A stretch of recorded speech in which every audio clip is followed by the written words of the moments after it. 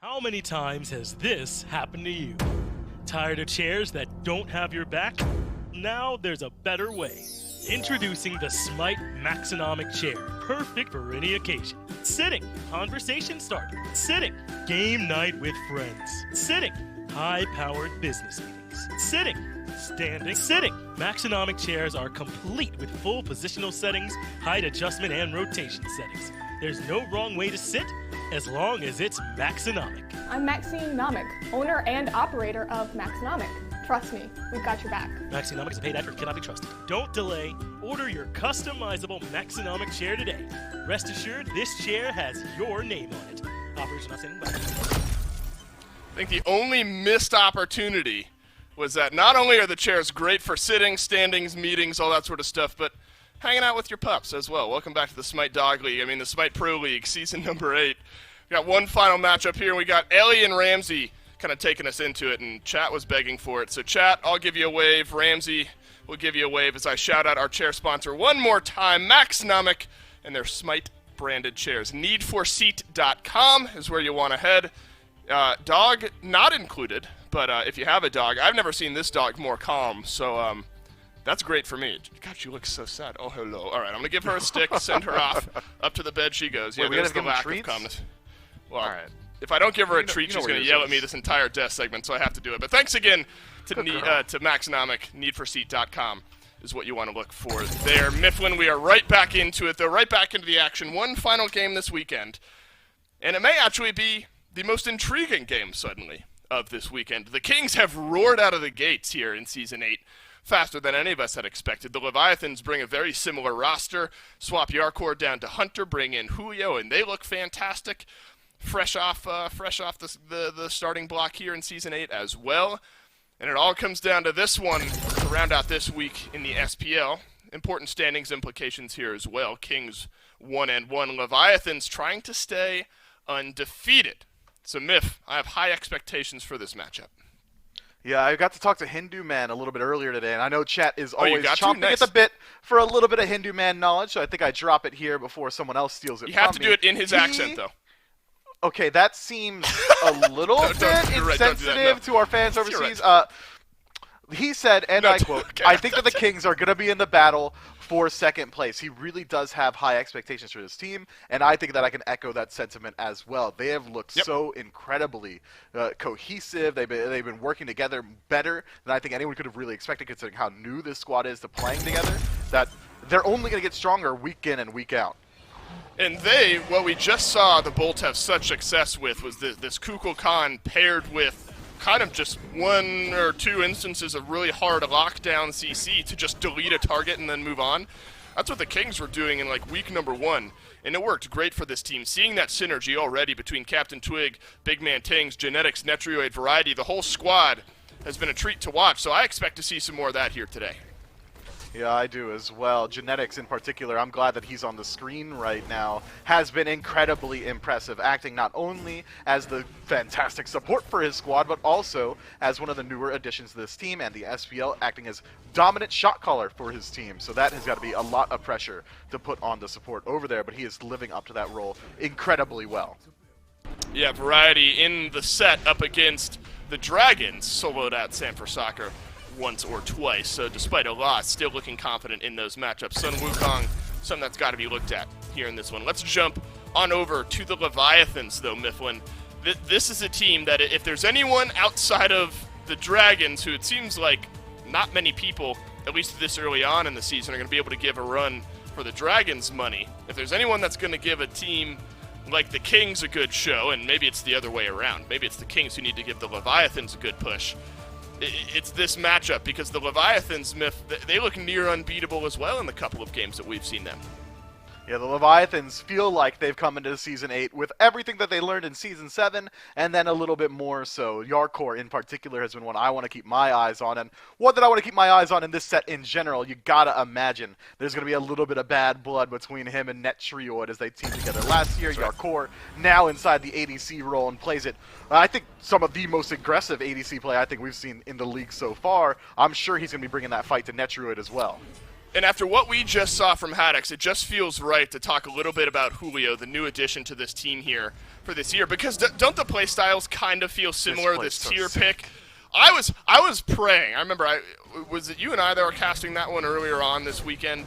I was praying in that moment that he was going to go back in, try for the double kill. Got the one, but this tier pick, right? It just feels akin to that King Arthur pick in a way. And so I just have such high expectations suddenly for Julio, hi-rez, all these newcomers to the solo role this year, because they're bringing this aggressive playstyle, and it's so hard to play against. It really is, man. Julio certainly elevates tier in particular. I think that should be a signature pick for him and one that he shouldn't be allowed to play too often. And it was me who casted that set with you, Dave. I remember everything we do together, but I guess you don't feel the same way. Either way, that's fine. It won't hurt my feelings at all. I don't think I'm going to let it affect this death segment here. But I do want to highlight, again, we didn't get a chance to talk about him, Panatom. In Season 8, he has been looking much improved. Back in Season 7, a lot of people were saying that he was one of the lackluster junglers in the league, one that was having a hard time finding that aggressive playstyle, finding the ability to get proactive in the early. I do not think that you can say the same of him here in 2021. This guy is looking great. God, Ellie is adorable. Look at her just romping around back there, Miff. When you got you a good one from the shelter there. What a sweet dog. Ramsey, I think, still working on her treat back there. Miff and I are going to take a break. Love on our dogs a little bit. You guys, in the meantime, can listen to this interview with Julio. That's right. We're down here with Julio from the Leviathans, kind of taking the SPL by storm. I believe it was Friday we got to see your tier come out, and of course everybody in the SPL got to learn why everyone in the SCC has been worried about that. You're coming into this. You've played Smite competitively for so long, but this is like the big shot in the SPL. How does it feel to really jump up in the league? Well, I've been working for it, like you said, like for 3-4 years now. So it's been, I've been very excited and of course pumped to play against the better teams. So let's see how it goes this year. And you had that unique position, like you're jumping into a team like the Leviathans, right? Sometimes like the rookies come in and you don't necessarily get to get a lot of wins at the very beginning, right? It's typically a growing period. You've come in, you've already won 2 sets, you guys are looking really good. How does it feel playing with the rest of the Leviathans? Well, I've known them for like 2-3 years now, and of course I think we are one of the top teams. And I personally think that I'm a top solo laner as well. Doesn't matter if this is my first year. And of course, it's been like really good synergy and stuff, you know, because of the comms. Like I don't mind speaking in English, but you know, it's better for me to speak in Spanish. Mm-hmm. And you know, they already had experience, so it was really easy to, you know, get in the team and learn how to play SPL, because it's not the same to play SML than SPL. So yeah. And you're going to be going up against the Camelot Kings, who, most of them you've probably played against and ranked all the time, right? Because BMT, okay. You're going to have Twig, Variety, Genetics, like they're going to be queuing EU ranked whenever, if you just happen to be hopping the keys at the same time. And, you know, at least for the rest of the Leviathans, they're going up against Netruloid, who was on their team last year. How do you feel about taking on a team like the Kings, especially the success we've seen out of them the last week? Yeah, definitely. They are a strong team. Obviously, everyone in SPL is. I mean, I think it might be difficult because they can bring some cheesy stuff. I don't know, maybe some weird calls from Genetics or whatever. But I feel that we can take them on 2-0 as well, like we did on the last 2 weeks. So we're chilling, I think. Well, hey, the Leviathans, the confidence, the way that you've been playing, I think deserves that confidence. It's been a pleasure to watch you as well as have this interview with you. So thanks for your time and good luck in your games. Thanks for having me. Thank you. Well, one thing you cannot... I did not know she was just staring at me. It's like one of those things where you're on the webcam, or like the horror movies where someone just appears behind you in the webcam. That literally just happened to me. It's so scary. You cannot say that this Leviathans team isn't rife with confidence. Picks and bans are going to be very interesting for this matchup. So let's jump right on in. Camelot Kings versus the Atlantis Leviathans. Game number 1, picks and bans, starting right now. Mifflin, Julio, I think in no uncertain terms just said that he feels like he's playing like one of the best, if not the best, solo laners in the league right now. Yarkor in the interview expressed serious confidence going up against this Kings team. I cannot wait, by the way, to watch Yarkor versus Netrioid over there and the 1v1s that we know Yarkor likes to take. There's some extra intrigue bringing at the table here going into this matchup.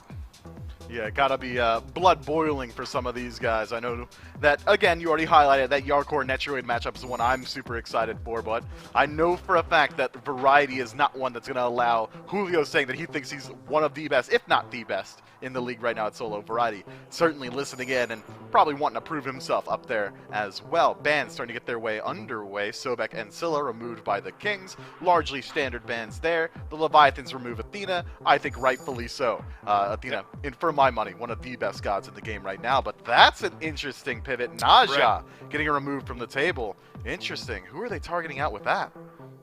Must be Captain Twig right there, Mifflin, and it's got to be the rewind. Rewind to week 1, right? I mean, it was Twig and Big Man Tings, Kukulkan plus Naja, kind of on cooldown, it felt like, and then you throw a Genetics on Ymir on the back side of it.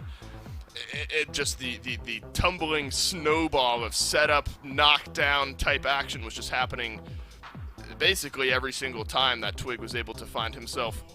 Ramsey, We're doing dog training live on air right now. This is fantastic. Sorry, you can't let those things slide. You let them happen once and they happen all the time. Ymir locked in first overall.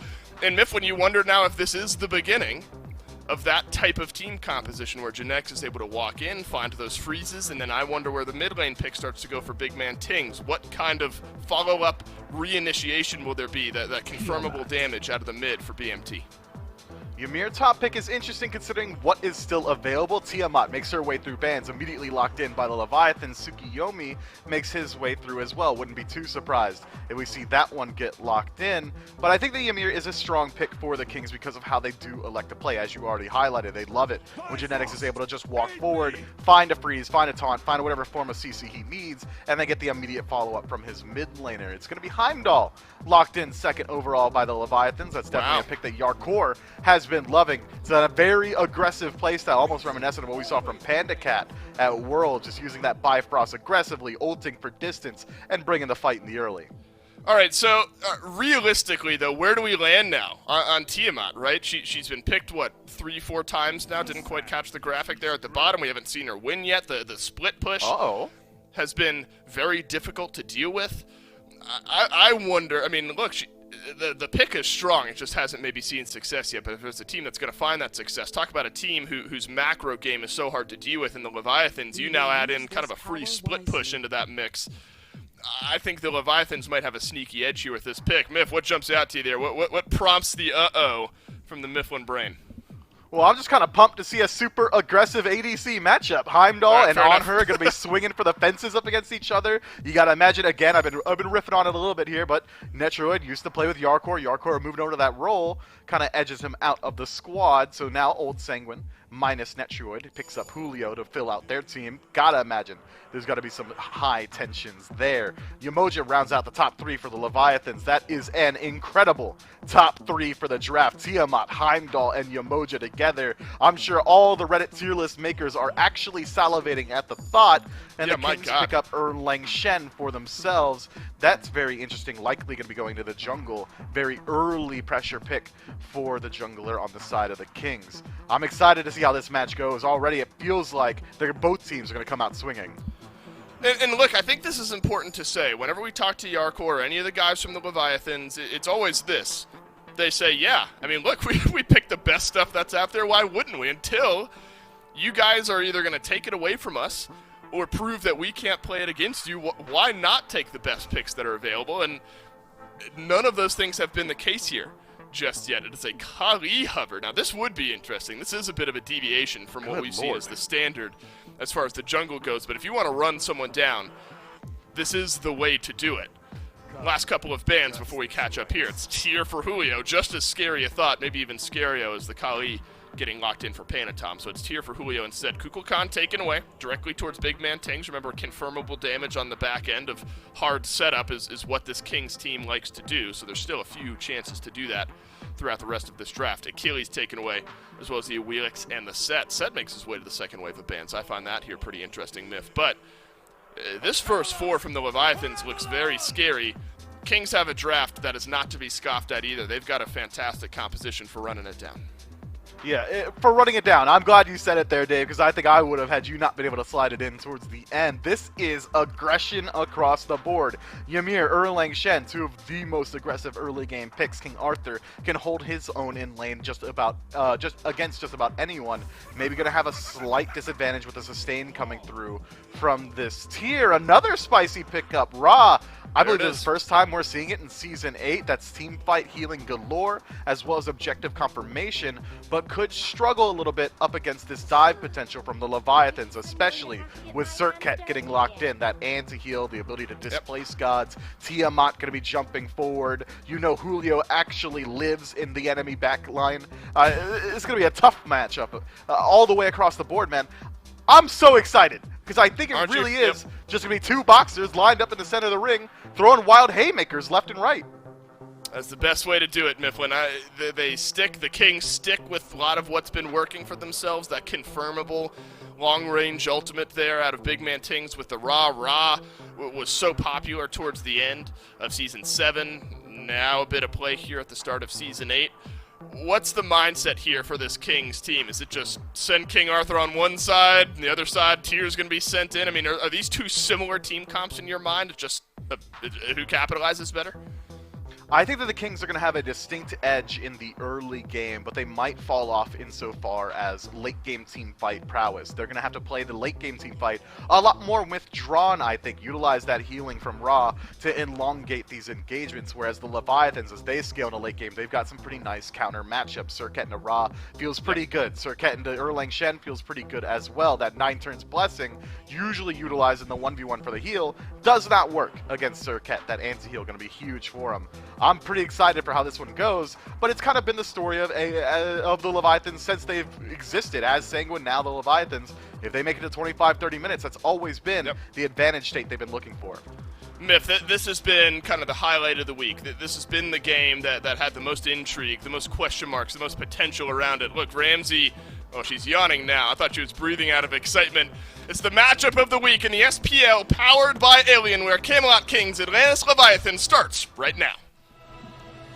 And it'll be Finch and Gore that bring you the call, with Doug bringing you the views on our game of the week. We certainly hope can live up to that title. Dolson and Mifflin killing it on the desk as always. And hopefully Leviathans and the Kings can kill it on the actual battleground. It's some interesting drafts here. By interesting for Leviathans, I mean that they drafted what they consider best in slot in every pick, and then the Camelot Kings went for a very clear setup composition around this Ra. You're going to be getting hit by Searing Pan. You're going to be hit by it a lot here in this game. Yeah, it's going to be clean to BMT playing this Ra. First time we get to see him this year. A couple of firsts today, because it's also the first for that Fafnir a little bit earlier. But I'm excited to see what this one can do, mainly because with Ra, this has been where my questions were. Some of these healers, Ra, granted, has a lot more to him than just the healing. But how is his healing going to do? Last year, he really ran rampant because of what he was capable of doing, not just in the damage department, but the sustain department. And so maybe BMT is going to be able to showcase whether or not that other half is still there, if he is a snipe god only now. There's a potential for a montage after this one for the Kings. I hope they're ready for that. That could be a good tweet as they get it ready. But I'm really excited to see this. I'm doubly excited, though, for the other side, Finch, because as much as Ra is enticing and appealing, I think Shinto, first off, one of the best Persephones that we've gotten to see. I want to see what he can do on this Tiamat, because if he can make Persephone look as good as she does, I have a feeling that he's going to be able to give us a show on this Tiamat. Yeah, I expect so too. Tiamat right now not living up to expectations, though, so a lot of pressure on Shinto, I think, perhaps to prove that she deserves all of those expectations that have been around her. Worth noting, Genetics and Wrong Yu with some different starts here at the beginning of the game. It's the Benevolence right away from Wrong Yu. And on the other side, Genetics just goes right for the Boots 2 plus Health Chalice. And we've seen this before, I believe, right, Gore? Well, they'll just pick up Benevolence on their first back and use it afterwards. Is that what you expect here?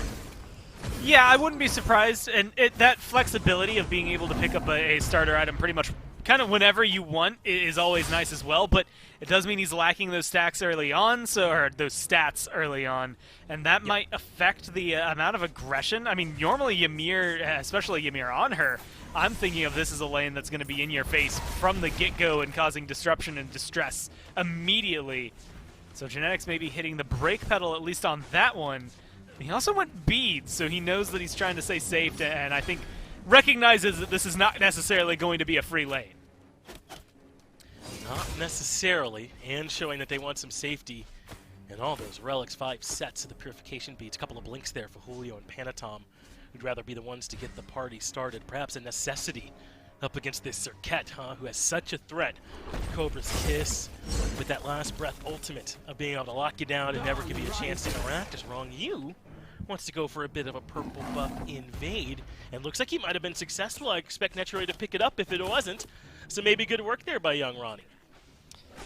Again, Finch, I think I said this earlier, but when it comes to the dual lane, like, I want the supports to get out of here as soon as possible. Either Anher is going to javelin this Heimdall to the wall, or Heimdall's going to break his bat over Anher's head, and I cannot wait for it to happen. Netroid and Yerkor, I just want to see what happens when they are left to that 1v1. Like, who's going to step up to who if one does, and whether or not they're, well, admittedly, who's going to win. I think that one's just going to be fun to watch no matter what.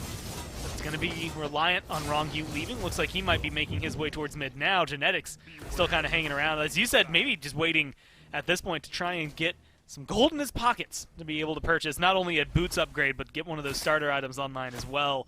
Especially because from what we've seen over the last couple of, well, I guess last couple of games here for Genetics, he is willing to be a little more out there in terms of his style of support play. He is, right? That's he's willing to kind of do his own thing in that support spot. So we'll see if that's what we'll expect here. As a little bit of surprise, Julio with some nice pressure over here in solo. Maybe not a surprise. Julio just that good on this tier pick. It's become something that's a bit elite on him at this point now, and a really great way for him to go toe-to-toe with some of the very best soul laners in the world. And Panatom lurking in the jungle. Not much opportunity, though. Gonna materialize. Netroid staying comfy and cozy underneath this tier 1. But there's the leap in anyway. Panatom finds nothing. Netroid ready for it. And remember, this is a contentious matchup. Yerkor, who replaces Netroid on the Leviathans, versus the old ADC. And so far, Netroid still looking comfortable over there in duo. I was going to say, Netroid was probably ready on that one. I mean, you saw that leap come through immediately. Didn't have to burn his beads. Didn't have to waste anything there to dodge out Panatom. Yeah. Because he's been on the other side of that, helping Panatom get that gank off. He knew what kind of pressure they might want to put on Duo, and I like the fact that he's able to play around that one. Keeps it a little slower here in the jungle.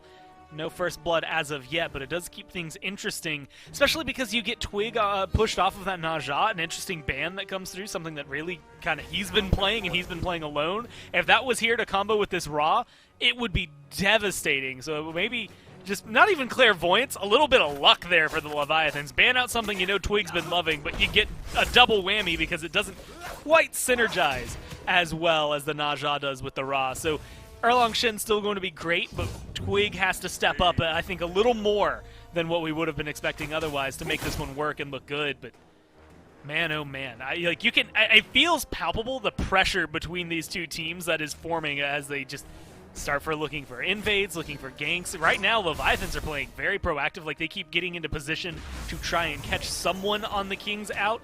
But unfortunately for them, the Kings just are not taking the bait. No, they're not. The King's been playing this with their own respectful patience. Even saw the Greater Scorpion go down the Fire Giant side, but the King's willing to burn that one rather early, a little earlier than what we normally see out of these Scorpion timings. As Panatom again on the duo side of the map. Rongyu on his way, but Genetics has spotted this out. Freeze lands, and remember, Panatom has no beads. He elected for Blink, and this little surprise gank is already over. Good work there by Genetics to make sure Netroid never really under any kind of duress in the left-hand side. Instead, it's to keep right on farming nice and casual. And best work by both of them. They keep that ward right there. They've been watching for Panatom since that first leap over there. The first thing Netroid did after he dodges out Panatom was drop a ward into the jungle, and now it looks like they're trying to keep that up, at least to try and catch that out to make sure it doesn't happen, because it feels like Netroid might be the target here. And they haven't put a lot of pressure onto BMT, but admittedly and arguably, like, Ra, he can move fast, right? His passive gives him that movement speed. He's finished his boots, but he's not really known for his escapability. Like, he's not supposed to be able to get out of these. It feels like that would be potentially the easier one to try and camp early on, especially as a Circuit. But Panatom hasn't been showing much face over here in mid lane. Admittedly, it hasn't been very easy. He clears the wave, he walks back, and everything stays about the same in neutral territory there. Maybe the Tiamat doesn't need the help as of right now. They're even, so he's just trying to pay attention to where he maybe needs that pressure over there. Just a few stacks behind there for Yarkor. That's about it as far as I can tell in terms of lead. A little bit there in the jungle, maybe because Panatom keeps laying in wait for some of these traps while Twig keeps going and farming. But otherwise, everything still comes pretty much out ahead like you had highlighted earlier. A little pressure here for Julio.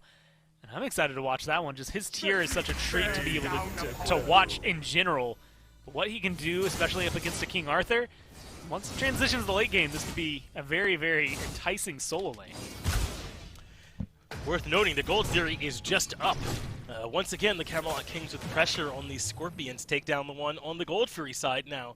So they could turn what has been from them early aggression based almost entirely around Captain Twig, who's been everywhere on this map. A pick or two could result in an early fire time with extra DPS from Twig to go along with Netroid and the absolute confirmation from Raw alongside a little bit of healing. I think could absolutely make it work. They've even got vision now on it as they look to control these oracles. Wrong you not getting there in time to have anything to say about it. So far, even though the Leviathans are usually cautiously waiting, they all in commit. The Rivers of Butte coming out. That does lock in Twig and Genetics. Even gets the beads out from Genetics. Just a bit of a heavy commitment there. But once Genetics used the beads, he kind of made it worth it. Yeah, I was thinking it was just wrong you giving people a hard time, but you get beads out of it, so lucky for you. You're able to now turn it into something a little bit more. I mean, I see those two Riptides. The first thing that goes through my mind is, oh, okay, so you're just messing with them, right? Like, yeah, like there doesn't seem to be a lot of kill potential. He doesn't really have anyone behind him for a majority of that. Like, Wrong Yu finally gets a rotation, but it's as his ult's walls are collapsing. And so it did just feel like he was trying to mess with Genetics, and ultimately getting those beads feels good. But it does feel, not necessarily terrible, but not quite as great when you realize your ult's going to be down. I think for Wrong Yu, that's a really great rotational device. You walk into a lane, you throw up the walls behind them, and all of a sudden, especially if you're someone like Ra, there's no escaping that. You're just stuck in there unless your team gets a Phantom Veil a little bit later on, or you just happen to throw down your heal and pray. Either way, you're going to be right there, right for the picking from the Leviathans. Again, kind of highlighting that I'm surprised they're not sitting on BMT a little harder. Another early grouping. Genetics looks for the freeze. But go work from Panatom dodging that out. Thought the Kings were grouping for a Fury, but that was to catch anyone out who might show up. No one showed up that time, though, so everything heads back to that neutral state. Not quite neutral, though. This early activeness from the Kings has resulted in a bit of a lead for them. A little under 1,000 gold, so nothing too crazy, but they've been there for the Scorpions and taken both down. They've been looking for buff invades as well. And it's worked out for them so far in the early, especially with Panatom having taken a bit of a greedy line over in duo looking for ganks. And for the most part, Gore, I think that those ganks made some sense. Supports dip out of ADC out of that long lane pretty quick nowadays. And usually those ganks are there, but Genetics stuck around a bit in that early game, a bit more to help to make sure Netroid wasn't alone for any of those ganks, and that stopped Panatom for looking for a great way to start this game out, as he can't afford to do a greater Scorpion, not with this many members of the Kings around. Variety already pushed up Twig right there in local, but Julio lying in wait in the wings. Could always help, but nothing comes from it. And we head right back to the neutral state. I'm watching the builds in mid. Big Man Ting specifically, he's got the Spear of Desolation. Doesn't have to worry about healing, right? The same thing the Leviathans do have to worry about. The Divine Ruin on the other side. They're burning this Pyromancer like it's nothing as well. And I'll highlight that one again. I think Ra having a little more power right now is making it a little easier for him. Shinto starting up that restored artifact to go into that Rada Tahuti should be a big power spike. But that brings us back to that conversation around Tiamat right now. First off, losing an incredible amount of games in the Pro League. Every single one that she's been played in has not found success. But there's also something to be said that when we've watched Tiamat, she's felt more utility than she's felt power. I wonder what we're going to get out of Shinto, if it is just this kind of, not even backline mage, similar to like what Ra's doing. Ra's going to sit back, but he's going to melt your face from back there. Tiamat is maybe going to be looking for those rootless stuns, what have you, knockups, all of that good stuff, just to set somebody else up. In which case, there's some pressure on Panatom. He's gone into the Oncule. He's not necessarily going to be a hard carry, quote-unquote. But you do have Yarkor, once again, kind of stepping up to the plate, and I guess that skin works perfectly for that analogy, because he's going to do his best to be hitting home runs throughout all of this. Like, it's all his power, all his strength that is going to be dependent on for this one. Once he gets that Executioner online, we might start seeing a little more of the dueling. There is some action in mid. Panatom moves up, and with no beads, he's dead to the searing pain. First blood goes to the Kings. They've been aggressive all game, taking Pyromancer. Can't call it stealing. No one contested. And then putting pressure on the left side of the map as well. And now in mid, finding first blood for big man Tings, who stepped up last year on a stacked roster and seems to be continuing that momentum here into Season 8. Now Rong Yu frozen out of here. One good pillar stun or anything like that could lock it down, but it doesn't look like they're going to be able to get it. Like you said, his beads burned in the meantime. Rong Yu walking away alive, but you getting the beads, you get a kill on the jungler. The blink is down for Panatom as well. All of the Leviathans, at least early game plans, seem to have been completely foiled. And as we transition here into this mid-game era, it just feels like the Kings have better shot calling on the map. Like, this is genetics. Last week, there was that one questionable moment, a little bit of hesitation as they went into a Titan to try and find the kill that, honestly, they probably could have gotten had they just rushed it as opposed to that moment of hesitation. But that is really where things have been breaking, and what people have been talking about is genetics capabilities as a shot caller for this team. So far, it's led them 2 Scorpions, 1 Pyromancer, 1 Gold Fury, and a First Blood into a lead. Seems pretty good to me, Finch. Yes, this has been early game dominance. Maybe not quite to the level of our best early game dominators like the Jade Dragons, but I don't think you're going to find anyone complaining that's a Kings fan. This has been a great pace they've set through the early game, and a lot of it has been Twig. He adds all this extra damage when they're on these objectives as a pseudo auto-attack focused jungler, and then you've got the confirmation that's largely better than anything Shinto has with the raw snipe, so they've been very comfortable in taking these objectives. None of them have been contested yet, but they would have been as Rong Yu drops down the River's Rebuke. There is the ultimate from Netroid that does hit Yarkor, and still sending a message to his old partners in Rong Yu, his old frontline, hey, I'm not that easy, keeps them at bay. Well, they're staying pushed up.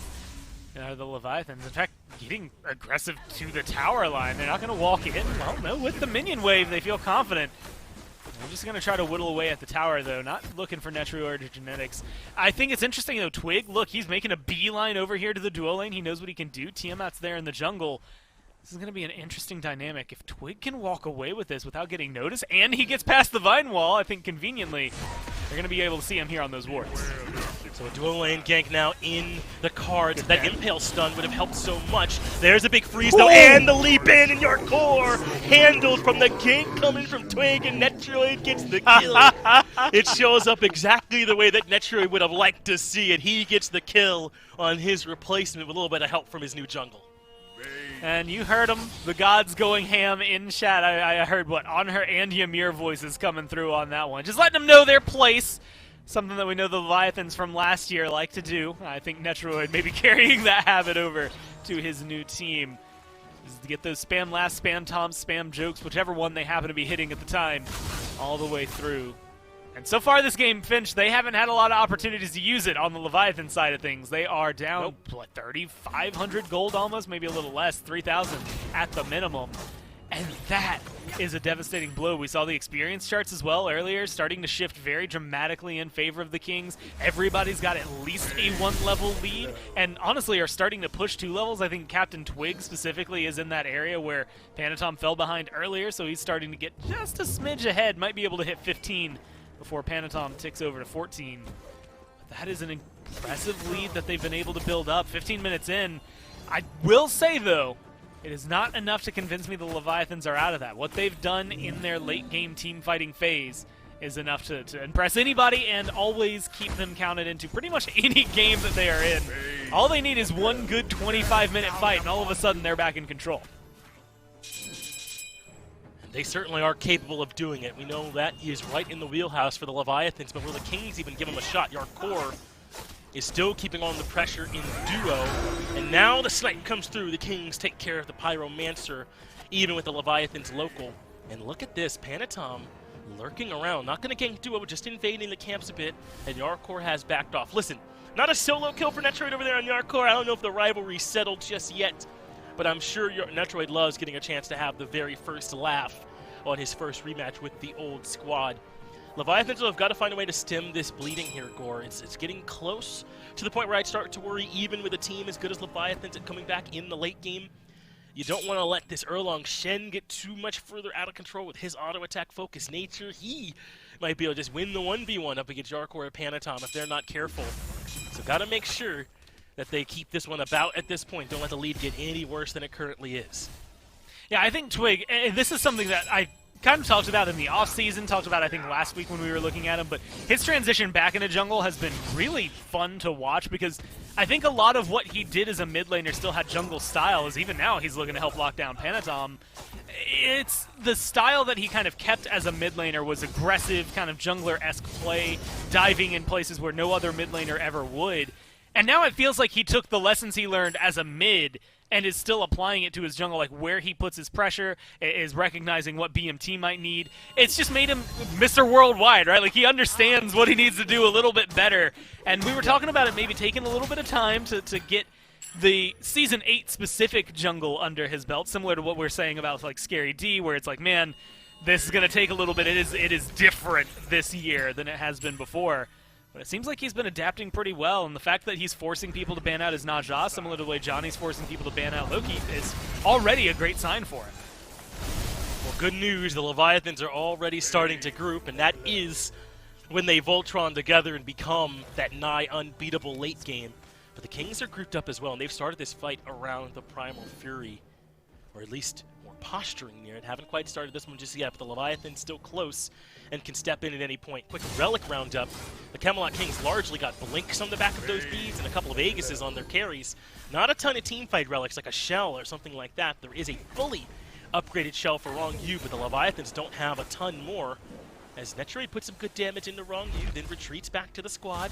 Doesn't want to get caught out here, but it's Panatom that takes the initial damage. Does retreat, but the ultimate from Wrong Yu locks off one, not everyone, as Twig finds a 9 turns blessing into a taunt, but has to retreat. The Leviathans group up, get the healing from Yamoja, and a little bit too tanky once they all form together for the Kings to find their picks as easily as before.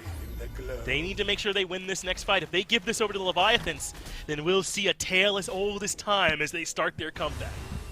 Yeah, about 4,000 gold separating these two teams. We mentioned it last year, and I think because they still have 80% of the same team, for a 5,000 deficit for the Leviathans, still kind of like a lead for that team. They have to get this Primal Fury, though, to make sure that they can stay contentious. Critical fight for them. Netroid has jumped in place. That information critical for the dive, but Yarkor too low, and Panatom is alone if he wants to move in, so good work by the Kings to get their poke off. And looks like the Leviathans are backing up. At least Yarkor has. He's going to heal, so the rest of the Leviathans move in. They force another Fury reset. And the dance continues, perhaps a new song though, as it's the Kings in control this time, and Julio trying to move in because they've stuck on the Fury, and the Kings steal it right out from underneath the Leviathans, who cannot defend it. The Kings going toe-to-toe in the 5v5, even with the Leviathans. Yeah, 5,000 gold lead. 5,600, well, hovering around that portion. 5,000 for both experience as well. That's big on their side. I mean, already level 20 there, so you're eligible if you're BMT to pick up your starter items soon enough. Netroid's going to be able to join that rank. That might honestly be enough to set them over the edge, just giving that early of an advantage compared to how long it's going to take the Leviathans to catch up. But we saw the difference in fights. I mean, roll back the fight from what, at 12 minutes, 13 minutes over there for the Kings, and what just happened. Even though the Kings walk away with that, they had to fight way harder in that fight just to get the Primal Fury, of all things, than they had to do anything else so far this game. So the Leviathans are putting the pressure on them. When they group up, it is a different beast to tackle. See how that works around things like a Pyromancer, a Fire Giant, things I would argue maybe have a little more weight to them, to me, in my mind, than something like the Primal Fury. Especially that Fire Giant. A good grouping from the Leviathans could ruin a lot for the Kings. Panatom and Julio need to be careful because the cavalry is on the way for the Kings. Freeze lands onto Julio, and Captain Twig about to join the chat. Julio, though, makes his way back to the Tier 1, no problem. There's 4 members for the Kings on the right side, and I think they want this Pyromancer, especially because Shito and Yarkor are not even close at all. They're way off on the left side of the map. There is nothing of value really over there. The Pyromancer goes down again. Variety keeps Wrong Yu zoned away. and the Camelot Kings continue to play the map better. They have not really convincingly won a team fight or anything like that, but doesn't matter when they can maneuver the map better, control all of the objectives, and as soon as the Leviathans look like they've got a chance, the Kings get what they want and leave. It hasn't mattered yet if the Leviathans maybe can, in some distant future, catch up in the 5v5 because the Kings have dominated everything they've wanted. Look, it's probably way too early to make a comparison like this, but one of the things we used to talk about, like, you know, look at Pain to Beyond, look at Raffer from Season 2 and 3, like, some of the old, quote-unquote, generals, right, of Smite. Watch the movement on the mini-map from the Kings, and they flow the same way those teams used to. Whoever, I guess, Genetics is shot calling, like, they're on point. Freeze has landed. Julio is the early target and already down to half HP damage from Variety, and Julio might even have to take a reset here. Looks like he'll stick around, though. The Kings threatening to start up this fire giant, and they've got the burn to get it low and the secure to make sure it's not up for grabs for the Leviathans. But the Kings have dropped back here a bit. Not entirely, as Genetics is standing on a ward, and the Leviathans have the info, but not pressing or threatening the fire giant right this moment. The Leviathans could take a bit of a breather, go back and grab some farm, then get right back in here. This is one of those moments to start up the FG, but this is just a bait through and through. Genetics tanky enough, especially now that he has that spectral armor, to withstand pretty much an onslaught of damage from the Leviathans. Whenever crit rises, spectral armor should rise with it. Wind Demon, and then tier 2 going up towards what's presumably going to be a Deathbringer there for Yarkor, already plugged in. So he is looking for crit chance and crits galore. Genetics is looking to just eat them up. The walls, the placements, I mean, we saw what Jake was able to do in game 1 of the Bolt set. I think Kings, specifically Genetics here, like one well-placed wall, honestly is all it takes to kill somebody in the late game. It scales so well and adds time as you start to level it up. At level 16, he's going to have had to put a couple of points over towards that wall, so it's slowly but surely going to start lasting a little longer for him. Good walls will last forever, and of course bad walls he'll tear down himself. Either way, feels bad to be someone like Shinto, maybe Panatom or Yarkor. Yeah, Julio not all that tanky up against this Raw. The Scythe only hits Wrong You, and he shrugs it off. Metroid all the way in left and taking a back even. So not in this fight if the Leviathans have the info and look to all-in commit here. But these Celestial Beams from Tings are chunking even the tanks when they connect. As Yarkor regroups up with his team, but still no all-in commit, and still this lead only at about 5,000, maybe 5,500, right around that mark. That's still a big deficit as Genetics moves up with the wall. Wrong You stuck and frozen, but Riptide gets him out, and Panatom puts the hurting onto Twig as Julio leaps in with the Lawbringer, but nothing there still. Leviathans clearly, though, itching to start up a fight that they can win. And I'm really excited to watch how this breaks through. Soul Gem, I think kind of Whirlwind has been picking that up a lot on his Yanis, but we can see it here. Both of the mid laners, Shinto and Big Man Tings, have picked that up. But you had highlighted something important, and that is that no matter what BMT is throwing out, his damage, it's kind of hitting the tanks a lot harder than you would expect from a mid lane mage. And that's because even though we've been seeing this, Spear of Desolation or swap it out for Divine Ruin rush into a Rod of Tahuti rush, he actually has picked up that Charon's coin where that Rod of Tahuti would be. Get a little bit of that percent pin online a little faster. We've seen this Tiamat specifically building a little tankier and be a little more difficult to kill off, kind of this pseudo, like Zhang Hui-esque mid laner where she just has a lot of health to burn through. And then you factor in Panatom's build, Julio, and what Wrong You are going to be doing. He just wants to burn through people. I wouldn't be surprised if he maybe tries to stack even more pin on it a little bit later. But as of right now, it's kept him in this game, I think, more than a Raw would otherwise. And as long as they can get out of engagements like that, even with Twig eking almost close to death with a misstep, I think that they're going to be able to see a lot of damage coming from him. Netroid comes in. It'll be difficult for the Leviathans to withstand the onslaught. We gotta give the Leviathans a little bit of credit, though. These last couple of minutes or so have been basically stalled out by them, and that's exactly what this Leviathans roster wants to do. They'd love to stall for another 5, 6, 7 minutes or so, extend this game out, and then make that 5K gold lead that the Kings are kind of sitting on right now matter a whole lot less. They'll need more time, though. The Kings certainly still in control in this one, and favored if any fights happen as they move back into the action. But the Leviathans can keep this game about where it is right now. They're largely still comfortable, though I'm sure not happy about the deficit. Well, they're in a good position. Panatom's picked up that Heartseeker towards the end of his build there. Well, kind of surprised to see this, but admittedly, this is the downside to Tiamat. Who's going to defend this from a Ra? It fast. They burned it so quickly, and the Kings have already secured the FG. Julio tries to step in, but you snooze, you lose, and the Leviathans get out alive. Lose out on the FG. But as you said, can the Camelot Kings find a retreat here? Netroid has already dropped the ultimate. Shinto dashing in, finds the knockup, but Celestial Beam deletes Panatom, and Variety comes in for the cleanup. And now they've got a chance to flip the script here on the Leviathans. Julio drops your core, falls to a double kill for Kings, and just like that, it's Fire Giant +4, maybe 5, as Wrong You has nowhere to go. Look, Finch, I might have to go buy me a Kings jersey after this. They're just doing a lot to win me over right now. Every single part of it. Look, I had no expectations for this team coming into this. I thought that it was going to take 6 months or so before we started seeing them look clean. But this is just so well put together. So much of that fight is solid. And they use what they know their strengths are going to be. Who on the Leviathans is going to compete with a Raw Beam to secure a Fire Giant? Nobody. There's not a single person who has the damage to do it. So use that to your advantage. Take the objectives. Keep playing the map this well. Hell, they're going to end the game. Yeah, they've got a really good shot. Panatom is up in a second, but it won't be enough. Titan already down to half, and Panatom just doesn't want to add another death to the KDA. 26 minutes, 16 seconds is all the Kings need to cruise to a nice little victory. Okay. Gore, just a nice win there for them, man. They dominated the whole time. We kept saying maybe the Leviathans had a chance to get back into it, but that never happened.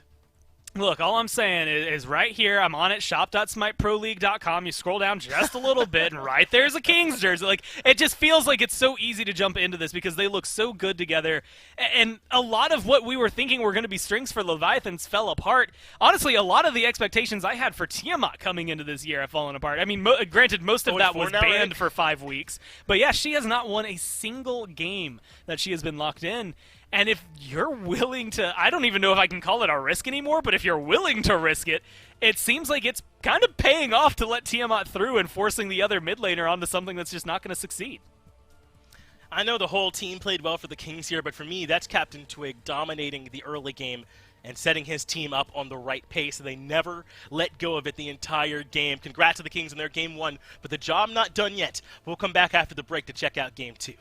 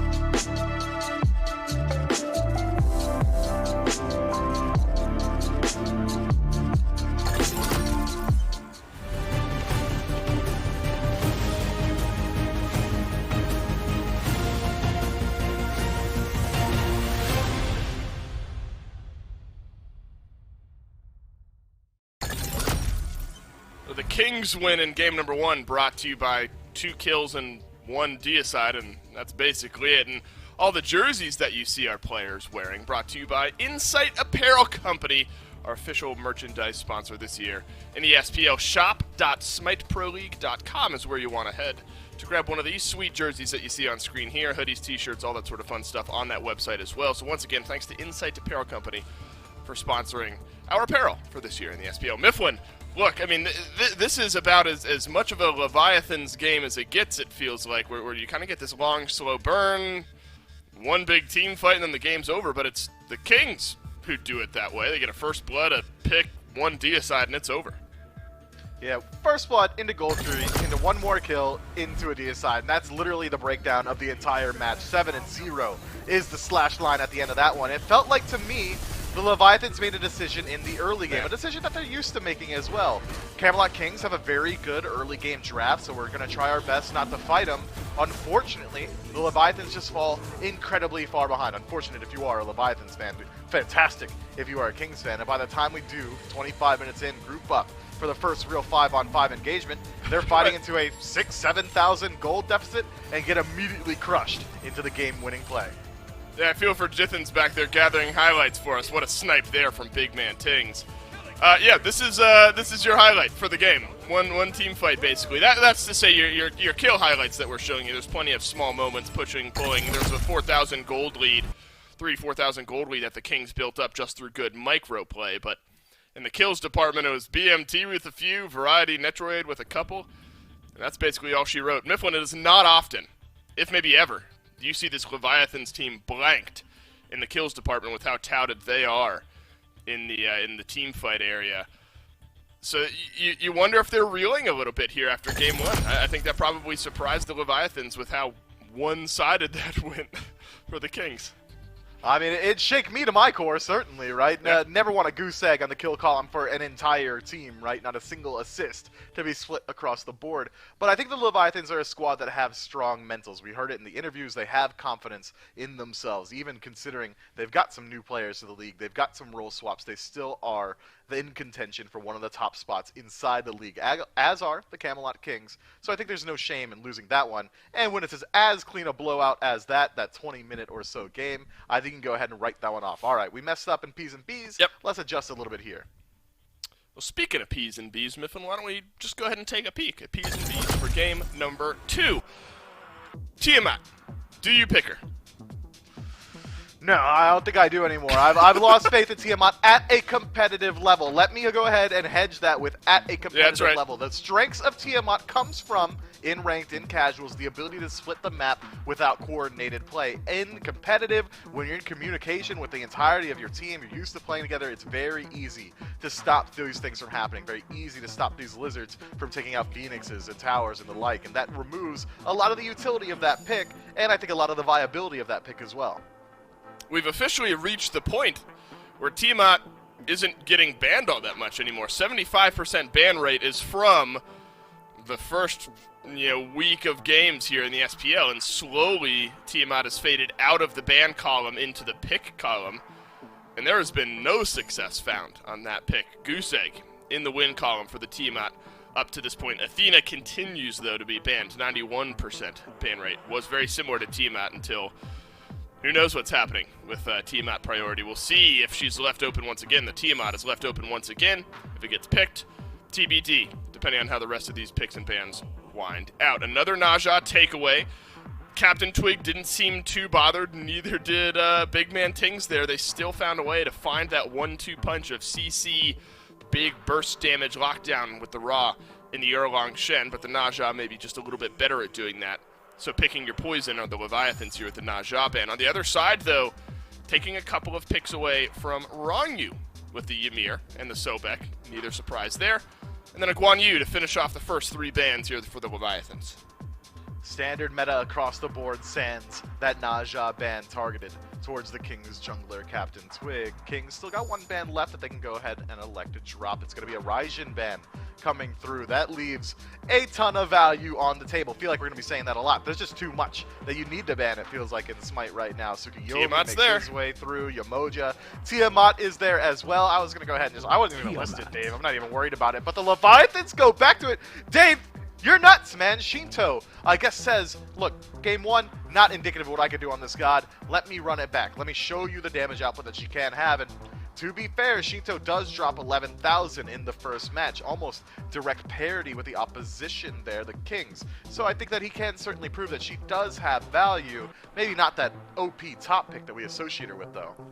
Tiamat 0 for 4 in the picks up to this point. We'll see if Shinto and the Leviathans can get Tiamat her first win here. Show us why we've seen this much emphasis on this god this early on here in Season 8. King Arthur, that one's going to get given over to Variety here for game number 2. A power pick that decimated in our first set of the day there for Haddix. You build this King Arthur myth with some Reinforced Greaves, Stone of Gaia, maybe a Glad Shield after that, and even with just that level of itemization online, feels unkillable. It does, and now on her locked in as well for the Kings. Feels like they're trying to do the exact same thing they did in game 1, trying to blow out the Leviathans in the early game. And now, here's a first real pivot from the old Sanguine roster. Wheelish getting locked in here should be able to match some of that early game presence that we're seeing from this Kings draft, as well as just a direct counter pick to this on her. If he ever goes into Disperse, Gravity Surge should be able to pull him in. Yamoja going to be able to set up with those knockups pretty easily off the Riptide. I really do like this draft so far, but it pains me to say it, Dave. The only question mark for the Leviathans is this Tiamat. I don't think we can just say that she's a top pick now. 4 tries, still 0 wins. Yeah, what a world we live in where Tiamat was the point of discussion. Actually, it got to a point where we didn't even bother mentioning Tiamat in the ban phase because it was every single game, and at some point that's not worth mentioning. We got all hype when she got picked, and now we're at the point where I don't even know if you need to mention her getting picked up anymore. I believe if there's a team that can make it work, it's this Leviathan squad. Not a chance to get really anything going there in game number 1. Again, if you're just joining us, Kings had 7 total kills in game 1. First blood, a random pick, and a deicide is all it took to take game 1 over the Leviathans. So very unconventional for this Leviathans team not to grab at least a single kill in a game, much less losing these games outright. Loki banned away, followed up by Kukulkan and Tyr on the other side for the Kings. So Kings had their pick of mid laners here, Mifflin, as far as the snipe follow-up on setup damage goes, and Ra was the answer instead of the Kukulkan.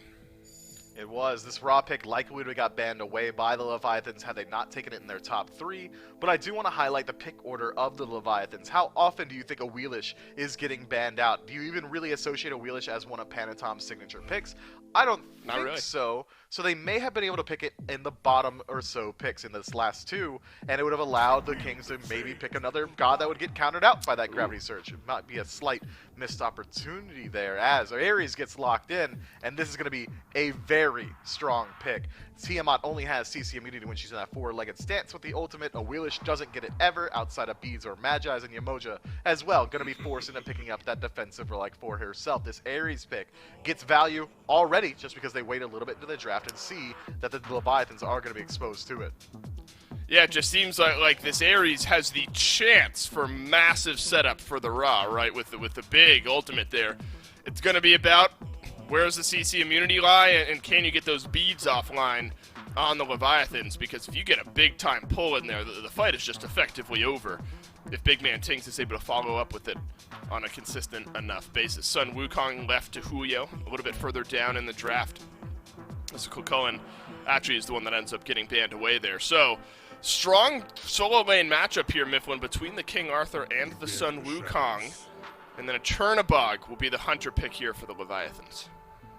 Now we get a good look at the top 5 of Leviathans the entire draft, and it is a slight early game bridge inside of a Willis should help them out throughout that early phase. Maybe now they can fight into this pressure that the Kings are putting on neutral objectives throughout the early, but it still feels like the Leviathans are sticking with their guns, sticking with that late game team fight identity, that 25-minute mark being what they're generally aiming for, whereas the Kings, yet again, and in spades now with this Fenrir lock, are going for that early pressure. Ares, Fenrir, On Her, and King Arthur, all incredibly strong in the first 10 levels or so, should be able to get a similar level of control around the Gold Fury as we saw in Game 1, and that's certainly the strategy that they employed. That's why they cleared out the Pyromancer Scorpion as well as the Gold Fury Scorpion, both around the 5-minute mark. I think we can expect more of the same.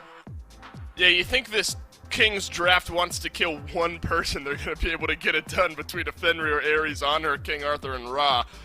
It seems like no one's safe. If they want you dead, they'll get you dead. That's something we said a few times earlier on, but this draft really encompasses that, I think, from the Kings here. Look, Myth, the name of the game here for the Leviathans is can you get this Tiamat off the ground? Can you get a win in the back pocket? 0 for 4 on this pick so far here in the SPL is Game 2 between the Leviathans and the Kings. The first win for Tiamat. Let's find out.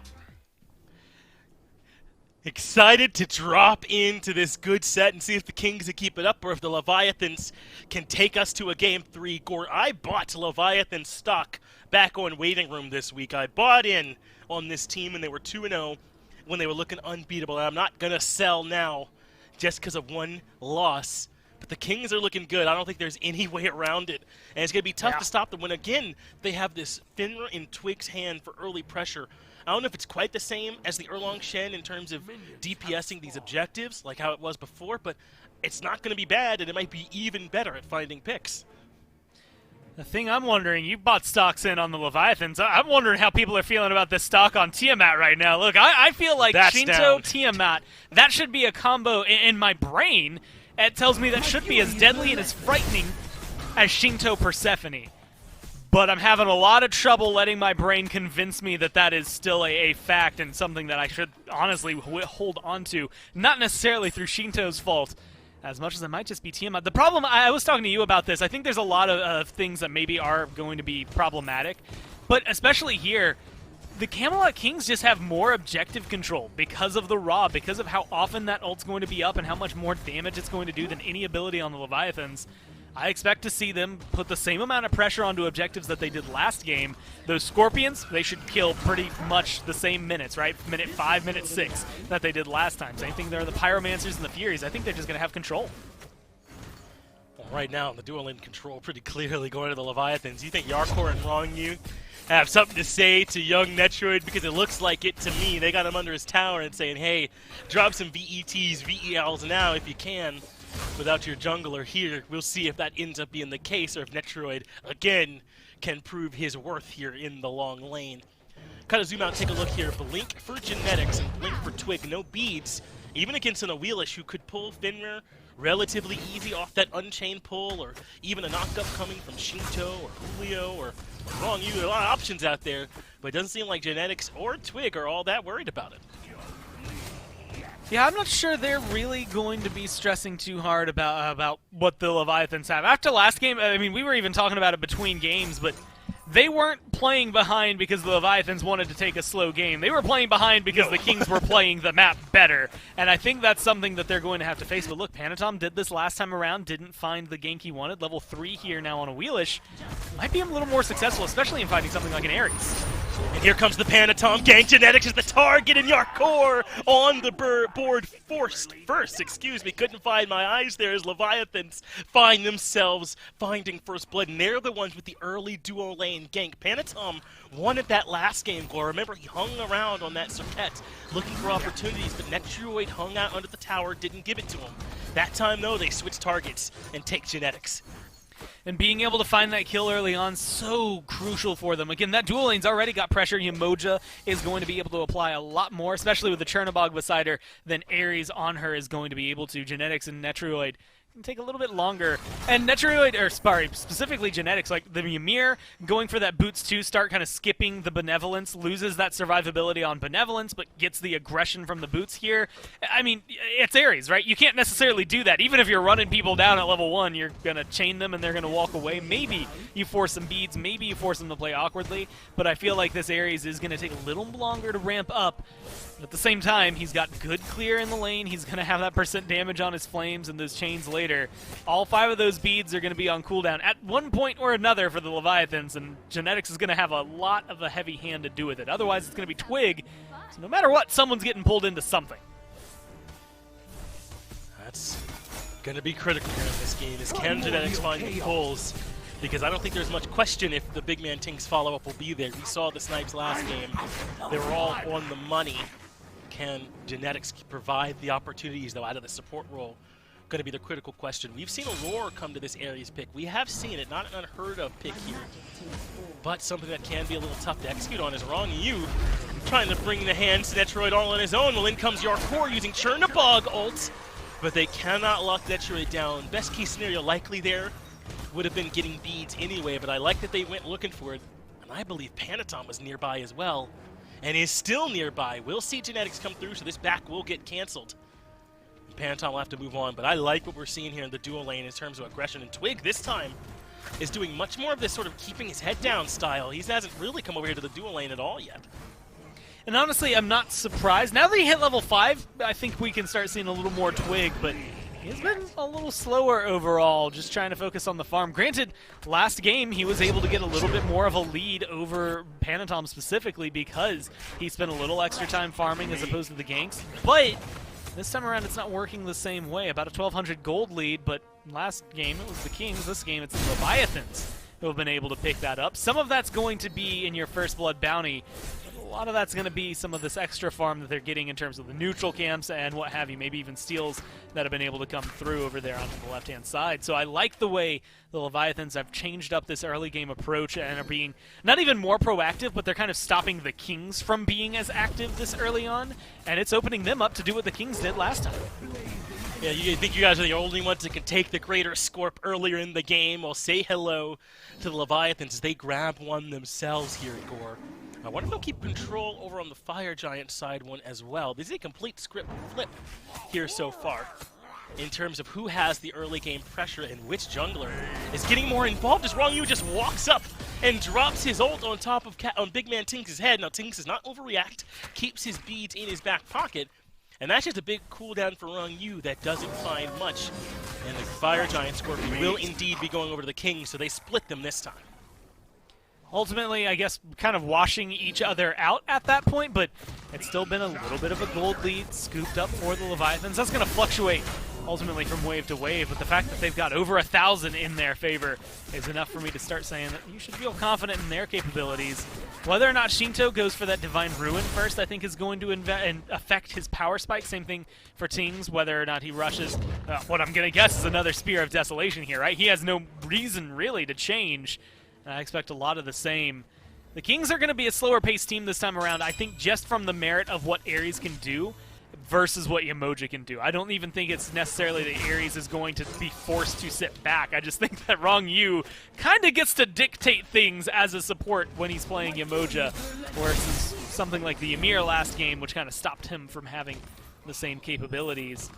So Genetics, once he comes through and is going to be a whirlwind of damage for a team and CC for them as well, I can still expect a little bit more. The combo potential between him and Ra, especially him and Fenrir in terms of beads burning capabilities, there's a lot there, but much like last time, they didn't necessarily need to fight. They didn't even look for a lot of fights. They would just force the Leviathans to fall back and then take whatever experience and gold they could. Right? They got a deicide to end the game and ended the game with 7 total kills, so the King's not frustrated or unhappy to go with a slower pace here in this game. I think it is worth noting, though, we're not going to see Genetics get more active until we see Twig get more active, or at least one will feed into the other. As you kind of alluded to there, they're the beads burning combo, but Genetics will be able to guarantee pulls off the back of Fenrir beads pulls as Netroid and Genetics commit there on the Wrong You, but very little chance of turning that one around off the mark there with the spears. But they're going to have to work in tandem. Either it'll be Genetics setting up Twig or Twig setting up Genetics, and Ting's there to follow up. So once they both start getting involved, we can really, I think, start to expect them to really look for those big pulls. That was one of those moments that feels a little bit like a miscommunication, but it's very low-stakes miscommunication versus something that could happen late game, right? Like, Netroid now doesn't have his ult. That isn't necessarily comfortable for him because he doesn't have boots yet, so survivability, he's going to rely heavily on those beads to get out of CC, but he also hasn't been threatened a whole ton over here, so he's not necessarily stressed that he's going to need that ult for its CC immunity, and he hasn't been finding a lot of fighting opportunities, so he's not necessarily hurting for that capability to do damage. Once it respawns, it'll be pretty much right in his wheelhouse. Looks like Panatom might be going for a steal on the Scorpion. It does seem to be the call, but in goes Twig. Leap up and forces the beads out, and that is step 1. As Twig defends the Scorpion and pushes Panatom off. Now, a much more viable target for Twig or Genetics is Panatom, very vulnerable to being grabbed up now that the beads are down. There's a lot of lockdown, a lot of CC that the Kings are going to have when Variety joins in, even to an extent when Netroid joins into the fight. But it's not the same level that they had last time, but it's not going to stop Genetics.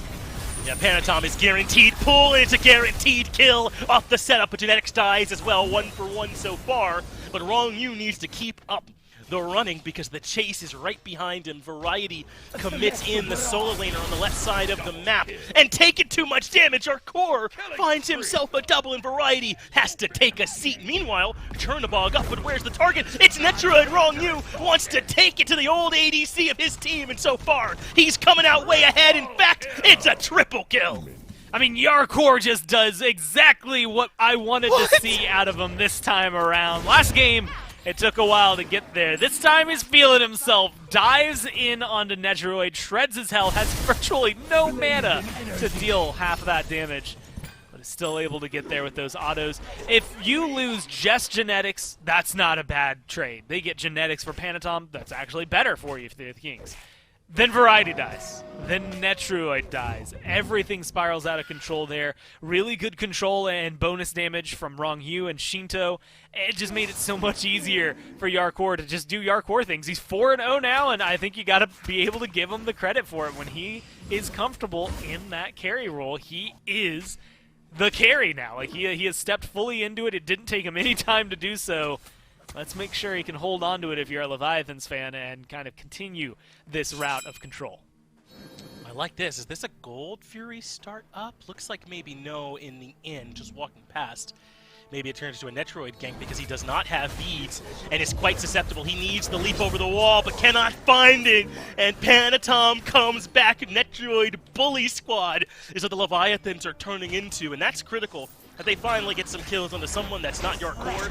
He had all 4, but this is going to be a trade. Pyromancer, and if the Leviathans recognize it, then they're just going to take the Fury. They know for sure now the global Q was there, and it ends up being a kill plus Fury for Leviathans traded out for Pyromancer on the right side. Technically, I mean, there's maybe some merit you can throw in that Scorpion goes the way of the Kings, but Gold Fury feels still a little bit more worthwhile to me for the grand scheme of things than just picking up the Pyromancer. Not a bad consolation prize, though, at that. So they're going to be able to walk away with it. Still, they're though, waiting. Mounting 2,000 gold lead in Netroid. He's going to feel that. It does get the impale, though, onto Panatom, but he should be dead to rights here. No! What? Some quick maneuvering, and he makes it. Genetics is here to flip the script. Wow! Panatom, and Netroid sets up with Genetics for a punish. How about that, boys? I ain't free. Can't just wait outside my tier 2.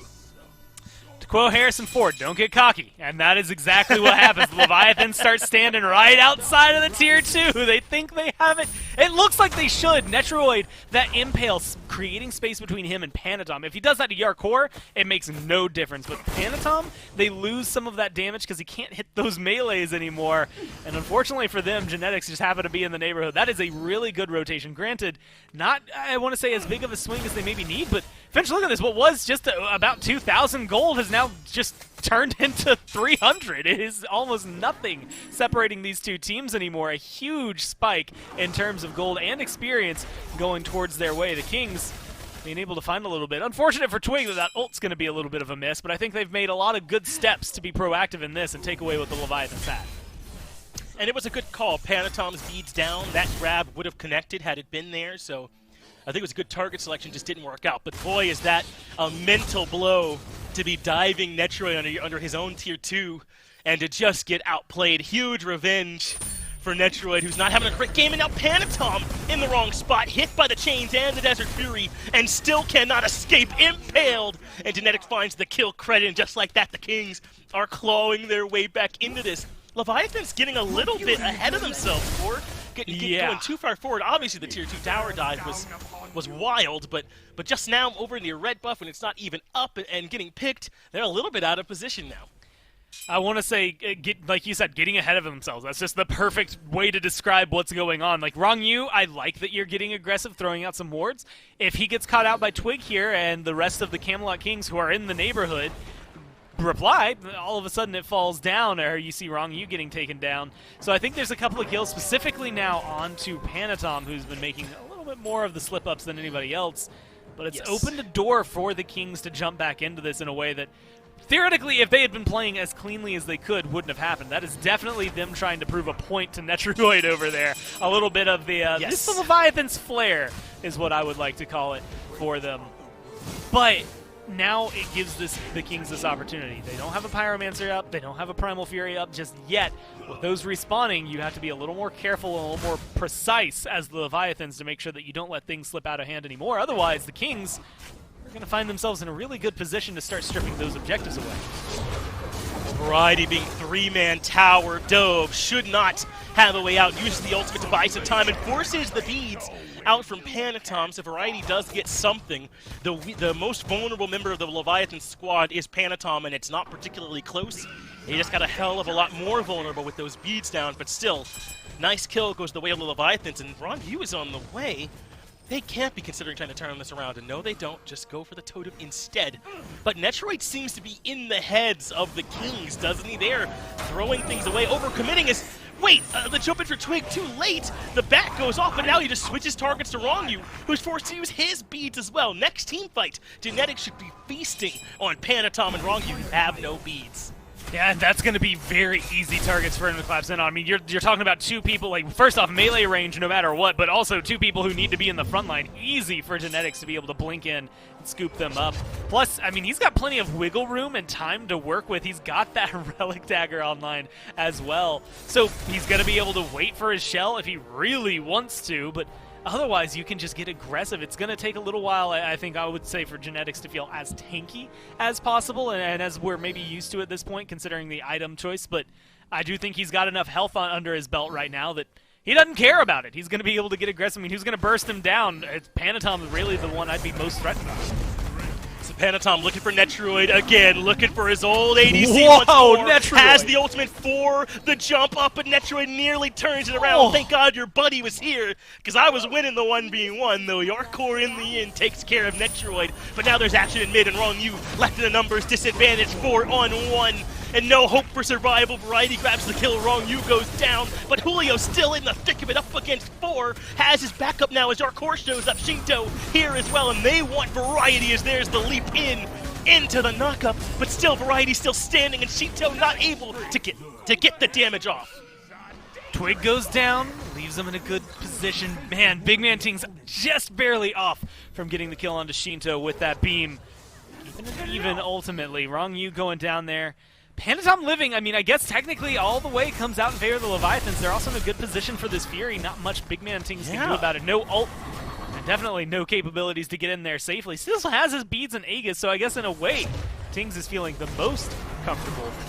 But it is not the way the Kings saw that fight going, and that's the problem. Yarkor specifically, first off, 7-1. What a menace as of right now. Still, Netroid made them look almost like a fool coming over there onto the dual lane with his jump in. But Yarkor's capabilities to close the gap in between a fight and just instantly, essentially teleport in, that is going to be something the Kings are going to have to start accounting for. Even when they have a numbers advantage, they kind of don't have the numbers advantage.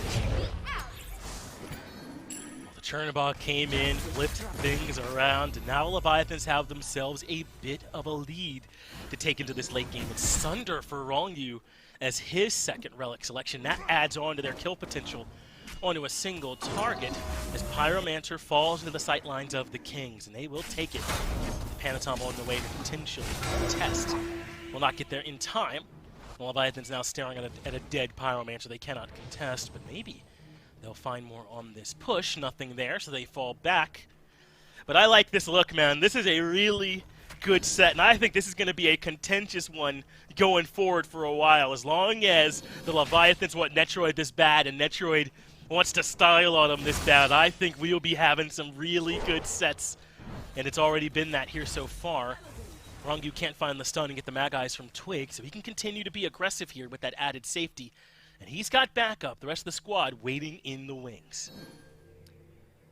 So a lot of pressure on the Kings here, I think, to find a new objective, something stronger. Pyromancer is always going to be a good answer for any of those Furies that get taken down, but you're sitting a little over 1,000 gold behind. Granted, 18 minutes in, 1,000 gold doesn't really mean so much. It's the difference between a few wards, realistically, on the other team, but it is something that is still a lead for the Leviathans, and so something intrinsically that I'm going to grab onto as saying that they are winning this game currently. I'm looking towards Fire Giant, maybe the Gold Fury, considering it's got a relatively quote-unquote short timer on its respawn. But I'm kind of surprised to see that a lot of focus over here on the left-hand side of the map with no big objectives afterward. Everybody's hanging out, trying to steal away either the jungle buffs or just straight up look for blood. All beads are up for the Leviathans. So Twig, Genetic's going to have trouble getting the lockdown that they're used to right now. That's probably going to make it a little easier for the Leviathans to fight back in the next fight, unless Twig and or Genetics try to get a fight without a fight, right? Go in, burn the beads, get out, then start the fight up on the next rotation of your cooldowns. We are starting to move into the point in the game, though, where I think Tiamat minions grab some extra value, right? While there's sort of a Fire Giant dance around the FG, that opens up for Shinto to send some minions maybe over to Duo and see if they can collect a tier 2 tower in that lane. Still not quite to an actual stalemate at a Fire Giant dance, though, so not quite that time just yet.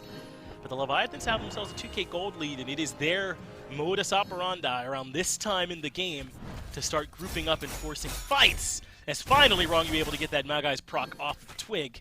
He took Frenzy and Blink, so he's relying now purely on his ultimate for CC immunity. It's definitely going to be awkward. Still faster than the beads cooldown, but Variety is going to get collapsed on. Look at Rongyu. They want to try and find this kill more than anything. Yeah, Julio blinked in. The Rivers of Fuke will connect, but Julio cannot find the Tiger stun. They needed the stun and the damage, and it looks like it would have been enough had it landed, but Genetics gets the beads off of 3 people, Shinto, Rongyu, and your core, but Julio has the response. Twig in a coffin, Genetics buried right next to him, and the Leviathans find themselves a 2 for 0, and somehow Variety's the one to make it out alive. I mean, that is like a dream if you're Ares, and an Ares main is to get that many people in your chains and lock them down. But unfortunately, there's not much you can do if nobody gets pulled in, and there's not a lot of follow-up for it, right? You have to live to be able to capitalize on the beads not being there. Tings, though, his ult's going to come back pretty soon. He's going to be looking for a steal. With Pentaton is low, I feel like he could try to worm his way in there, but it's going to be dangerous. So the tier 2 tower in left, stolen by Netro, but the Fire Giant low, and the Leviathans take that one away. The Kings can't get in time to contest, and this time they want to take care of Variety properly, and your core gets his 9th kill of the game on a rampage, an absolute pop-off performance for the new ADC for the Leviathans. And with this FG around their waist core, the world is their oyster. Where will they go? What would you like them to do? Probably take a reset, though, and start pushing. Yeah, take their reset. Gold Fury is about to respawn, so there's potential for them to just go scoop that one up on their onslaught that's about to happen. But realistically, tier 1 in mid, tier 2 in mid, tier 2 in left Phoenix, they might not even care about the tier 1 and tier 2 in mid. Of course, that's what those Tiamat minions are for, right? You highlighted them earlier. They're getting a little more value when nobody is in lane. So the Kings lose that tier 1 instantly before they even get the choice on the side of the Leviathans to try and go for it. So now, yeah, focus up, left side, lock it down. Gold Fury, Tower, Phoenix, knock them away. And worst case scenario, they do have to be a little careful because they have 3 pairs of beads on the same cooldown at 50 seconds, one a little bit behind at 85 seconds. So you're going to have to be careful of Genetics. This is a great spot for the Kings to fight back. But it looks like they're potentially getting aggressive on their own. I mean, nobody is backing. They're pushing down their right-hand lane. Not really something I can advise when you have a Fire Giant team on the other side, but they seem to be happy with this decision as of now. But it looks like a couple backs are being channeled there now. it is. Metroid, Variety, the whole squad now having their bluff called. And let's see if they make it here in time. They're going to have to rush if they want to slow down the push. So it's Variety that moves in first. Blink expended, but good damage on the Panatom and the snipe from Tings. Connection to our core, who's low. So is Julio. And it's time for Genetics to shine. The pull connects on the Rongyu, but he still stands tall on the back of it. So the Kings keep their Phoenix healthy. but don't find much else on the back of it. Yarkor made it out alive, backed to base, healed up, and now technically has his ult if his team needs him. He can choose to do pretty much whatever he wants to over there in the mid lane as he's starting to push up, just to alleviate some of the pressure. Seems like this Phoenix may be safe for right now, but there's no telling. Once Chernobog goes up in the air, even if he needs to go up in the air, he's going to be able to come right back over here. Otherwise, Yarkor might just saunter his way back from base. Looks like maybe Twig is going to step in and try and stop it. He is lurking in between as Netroi, or rather Yarkor, has this tier 2 tower in mid in his sights, and yeah, Twig gives up on it. That should be the mid tier 2 going to the Leviathans, and they're able to keep up the pressure in left so the Kings can't come over to try and stop him. Good work by the Leviathans, even though they don't quite get the Phoenix they wanted. They stopped the Kings from taking that tier 2 and right when they were pushing, forced them to call the bluff, come to defend Phoenix, and use that window to let Yarkor take care of the mid tier 2. Now, Julio is all the way in. Oxform used, but he retreats, and they are not done with this siege just yet, Corey. Well, Blink and Ult about to be back up for Genetics. Unfortunately, all the beads are back up here for the Leviathans. The CC's not going to matter here. But Julio takes too much damage, and Netroid is the one that finds the very first kill of this engagement, but Yarkor gets the revenge and puts Netroid down. So in comes Panatom, but there are no opportunities yet. He needs Yarkor to be the backup, but the Kings are on the run, and they'll make it back to the fountain just barely.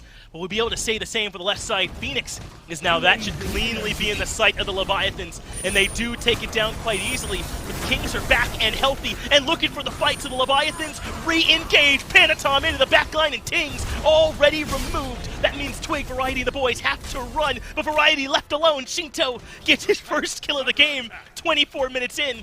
But can they afford to take the Titan here? Yes, they're shredding it. And I don't know if the Kings can actually defend this. It's down to half. It's a leap in from Twig to keep them at bay, but the DPS on the Titan continues. It gets lower. Shinto finds himself a double 2 at the finish line to get Leviathans their very first win of this set.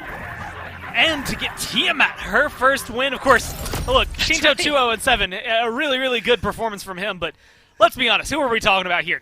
Not at all this Tiamat. It is Yarkor, man. This early pressure on the Netroid translated so well into their late game potential. I mean, he was 10-1 at the very end there, an absolute menace to have to deal with. I don't know what the Kings have to do in order to change their draft. I think it's going to be a little bit more on the Genetics front, what he is playing over there to try and alleviate some of the pressure, because that Chernobog Yamoja lane just took him out pretty early on. And for me, it's Twig, Gore. He was such an impact player on that Erlong Shin in Game 1 and was kind of vanishing, not really there in Game number 2. We'll see, though, if the desk has the same read. They'll be here on the other side of this break.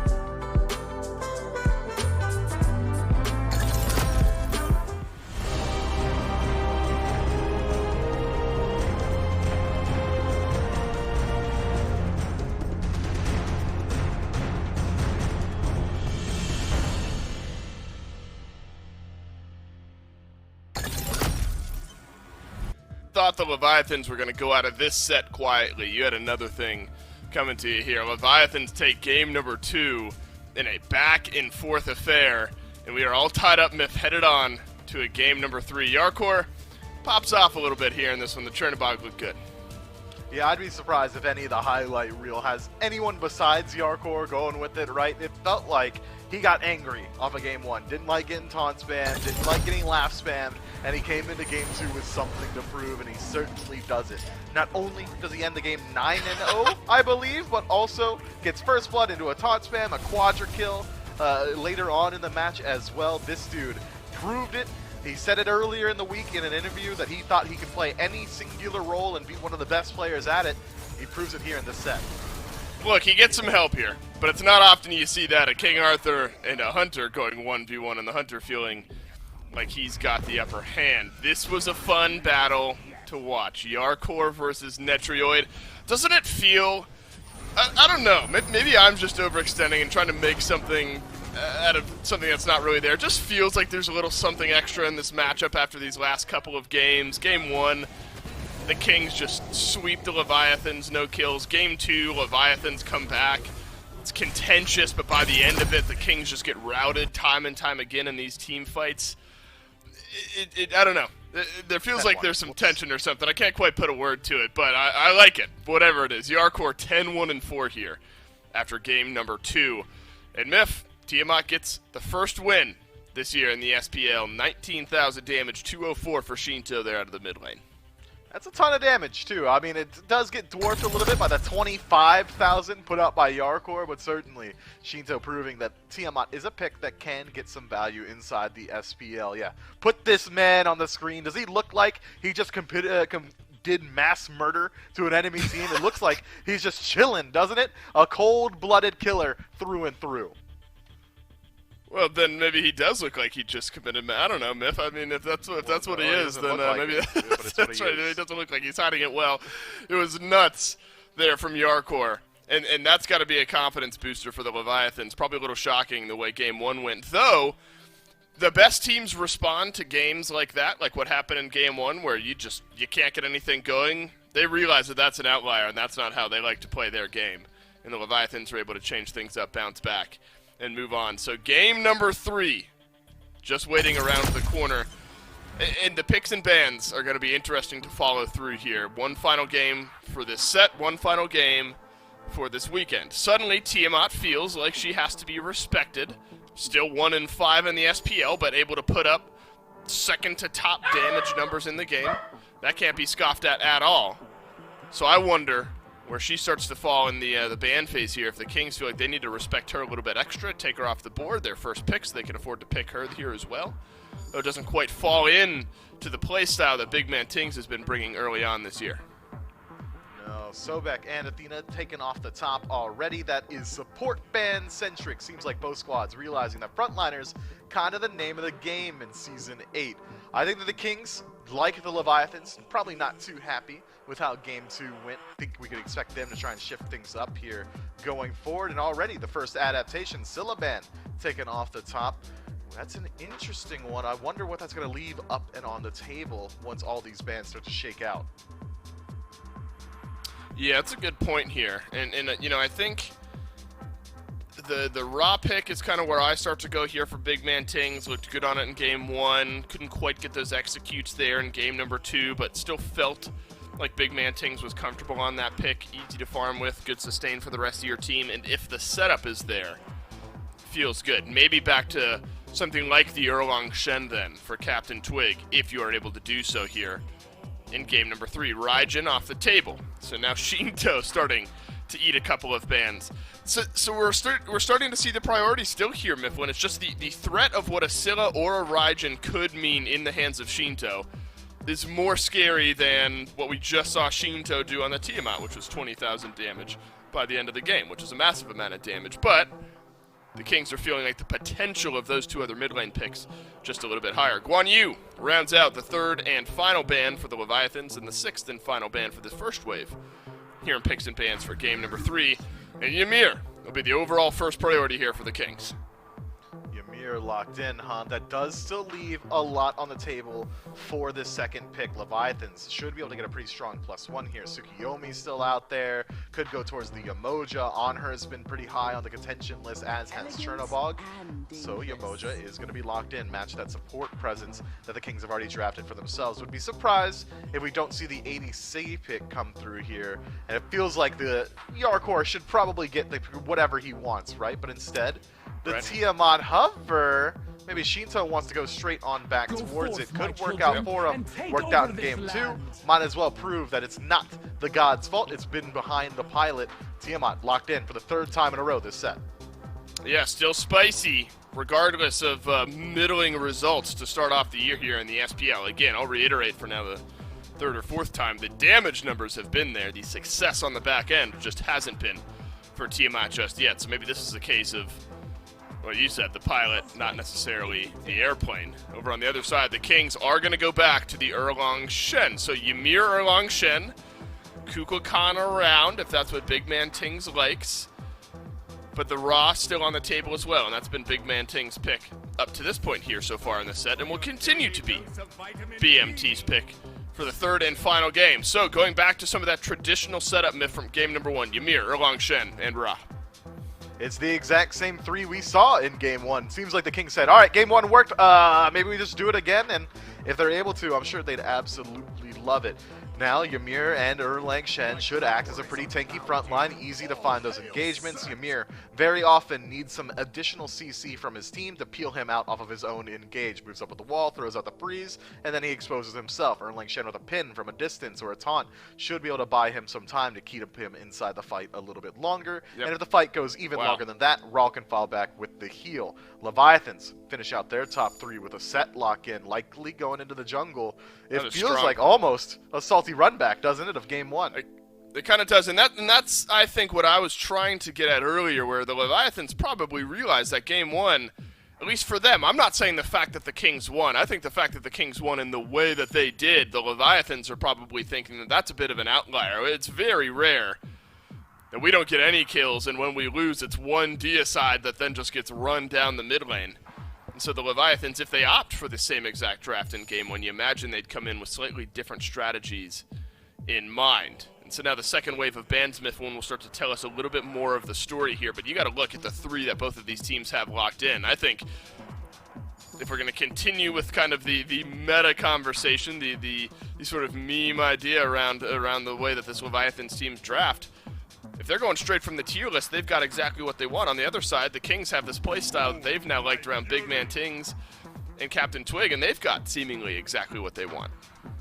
I think it's interesting that the Kings elect to do both bans towards the Hunter in that second phase, knowing that the Leviathans still need a Hunter, as do the Kings, meaning that on her, been pretty highly contested so far, is going to be the next up in slot. Sure, Heimdall still makes his way through and could be a good lock-in for the Kings here, but you got to imagine if they're banning out both Chernobog and Apollo, they probably would have preferred to have one of those two over the Heimdall itself. King Arthur locked in for the Soul Lane, and it is game 1 all over again, isn't it? That's aggressive play style, but this time it's not going to be Netroid with the on her.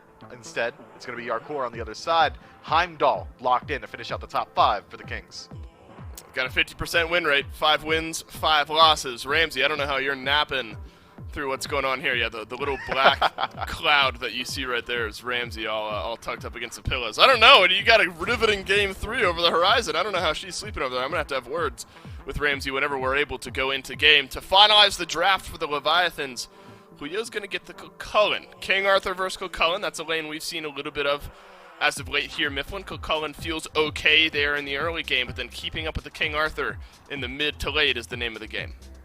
I cannot believe it wasn't a tier lock-in for the Leviathan Soul Laner. Julio has been having an absolute tear on that god. The sustain would have worked out. It would have been really good for the CC immunity, but instead decides to flex his muscles a little bit. Cucullin could be locked in here for the inherent anti-heal inside of the kit. Going to be able to deal with a little bit of that sustain that Ra is afforded, or Erlang Shen as well. I really do like this draft from the Leviathans, but if you want to go all the way back, that Erlang Shen got counted out earlier on in the set by a Surcat lock-in from Panatom. This time shifted up, get that set. It's not going to have that exact same 1v1 potential but I still think that the Leviathans come away with a draft that fits their identity. Should be aiming for, again, that 25-minute mark so they can start to group up and play that aggressive deathball style. And based on what we saw there in Game 2, and Game 1 as well for that matter, I'm excited to watch this Netrioid and Yarkor duel yet again here in game number 3. The fireworks starting to heat up. The bottle rockets haven't launched quite yet, but the fuse is getting a little bit shorter. It feels like between these two teams, not necessarily an anger or meanness or anything, there's just tension in this matchup. Maybe a little bit of that as well. I won't speak for the players on that regard. This has been the matchup that we've been touting all weekend long, and it is the only matchup all weekend long that is going to go 3 games. The Kings versus the Leviathans, Mifflin. It all comes down to this one final game, Kings-Leviathans, Game 3, right now. It's hard to ask for much more here, Dawson. Camelot Kings and Leviathans playing with maybe a little bit of bad blood between Netroid and the old squad. Either way, though, it's been a really close one so far, and I love this, Gore, seeing Captain Twig back on this Erlong Shin. He really controlled that early game for him. Constant pressure on objectives, constant pressure on the beads. I think this has helped so much. He did good work on the Finner, but was a little absent. I think this is going to really help him out. Yeah, I'm really excited just to see what these picks are going to be able to do. The Kings, though, as a whole, not just being able to find an upgrade maybe in the jungle, it's the exact draft, different order overall than they had early on, except Netroid's on that Heimdall here instead of that on her. So maybe a little bit of a swap up there versus the other side, which has got a few swaps from game number 1. But Julio, you've got to question it. Tier was open. We were kind of talking about it, but the Cucullin ends up being the option just because game 1 didn't quite go their way. You've got Yarkor now on this on her. Maybe not able to instantly transport into the middle of a fight, but I do still think he's going to be looking for some solo kill pressure over here, or just pressure in general. But Genetics back to this boots to Ymir, a little more movement speed, run it right down at them. And again, maybe he sacrifices a little bit of that stabilization that Benevolence would give him in terms of sustain and things like that. I guess staying power just in the lane. But it gives him a lot of options to potentially lock down Yarkor and Rongyu and give some pressure back over to the Kings. A chance to be aggressive, perhaps, for Genetics early in the game, but already... Look at him, he's zooming. With some mana troubles, though, a little bit low on that, and just health pots ticking. So maybe that's something Rongyu and Yarkor can stall him out a bit and get away from this early game. And look at this. This is just what like Twig was doing in game 1. Just constant focus, not on pick attempts, not on ganks, but on finding that neutral farm out there and collecting it for the Camelot Kings. That's how they built up that big lead in game 1 and really set them up to do great things. I like to see signs that they're back on that same path.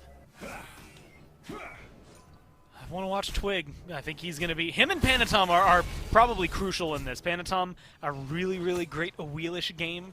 Serket didn't quite get to shine as brightly in game number 1. Now he's playing his 3rd jungler in just as many games.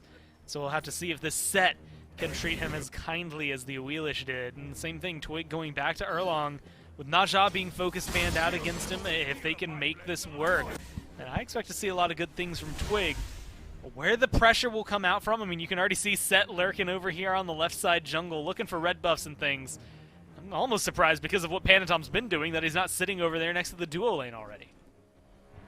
Maybe he decided he'll give Netroid some breathing room this time around after what was a lot of focus from the Leviathans on the young hunter over there for Camelot Kings all last game.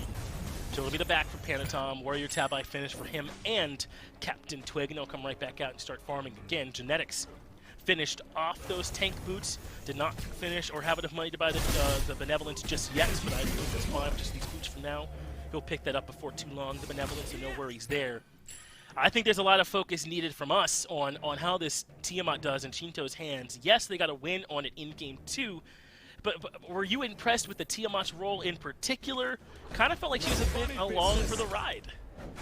Yeah, I mean, into 2-0-7, like, Shinto definitely was able to help out, but kind of like you said, just along for the ride, like a utility backup player, you know, a good backstage dancer, I guess backstage dancer, either way. Good for you, like, you know, they're not necessarily the shining light, they're not the singer, they're not the star you came out to see, but they're making sure everything goes properly on their end, and that's about all you can ask for. I think Shinto is going to play pretty much the same route. Maybe not the talk of the town this game. I think that falls to Panatom or Yarkor if the Leviathans start to pull ahead.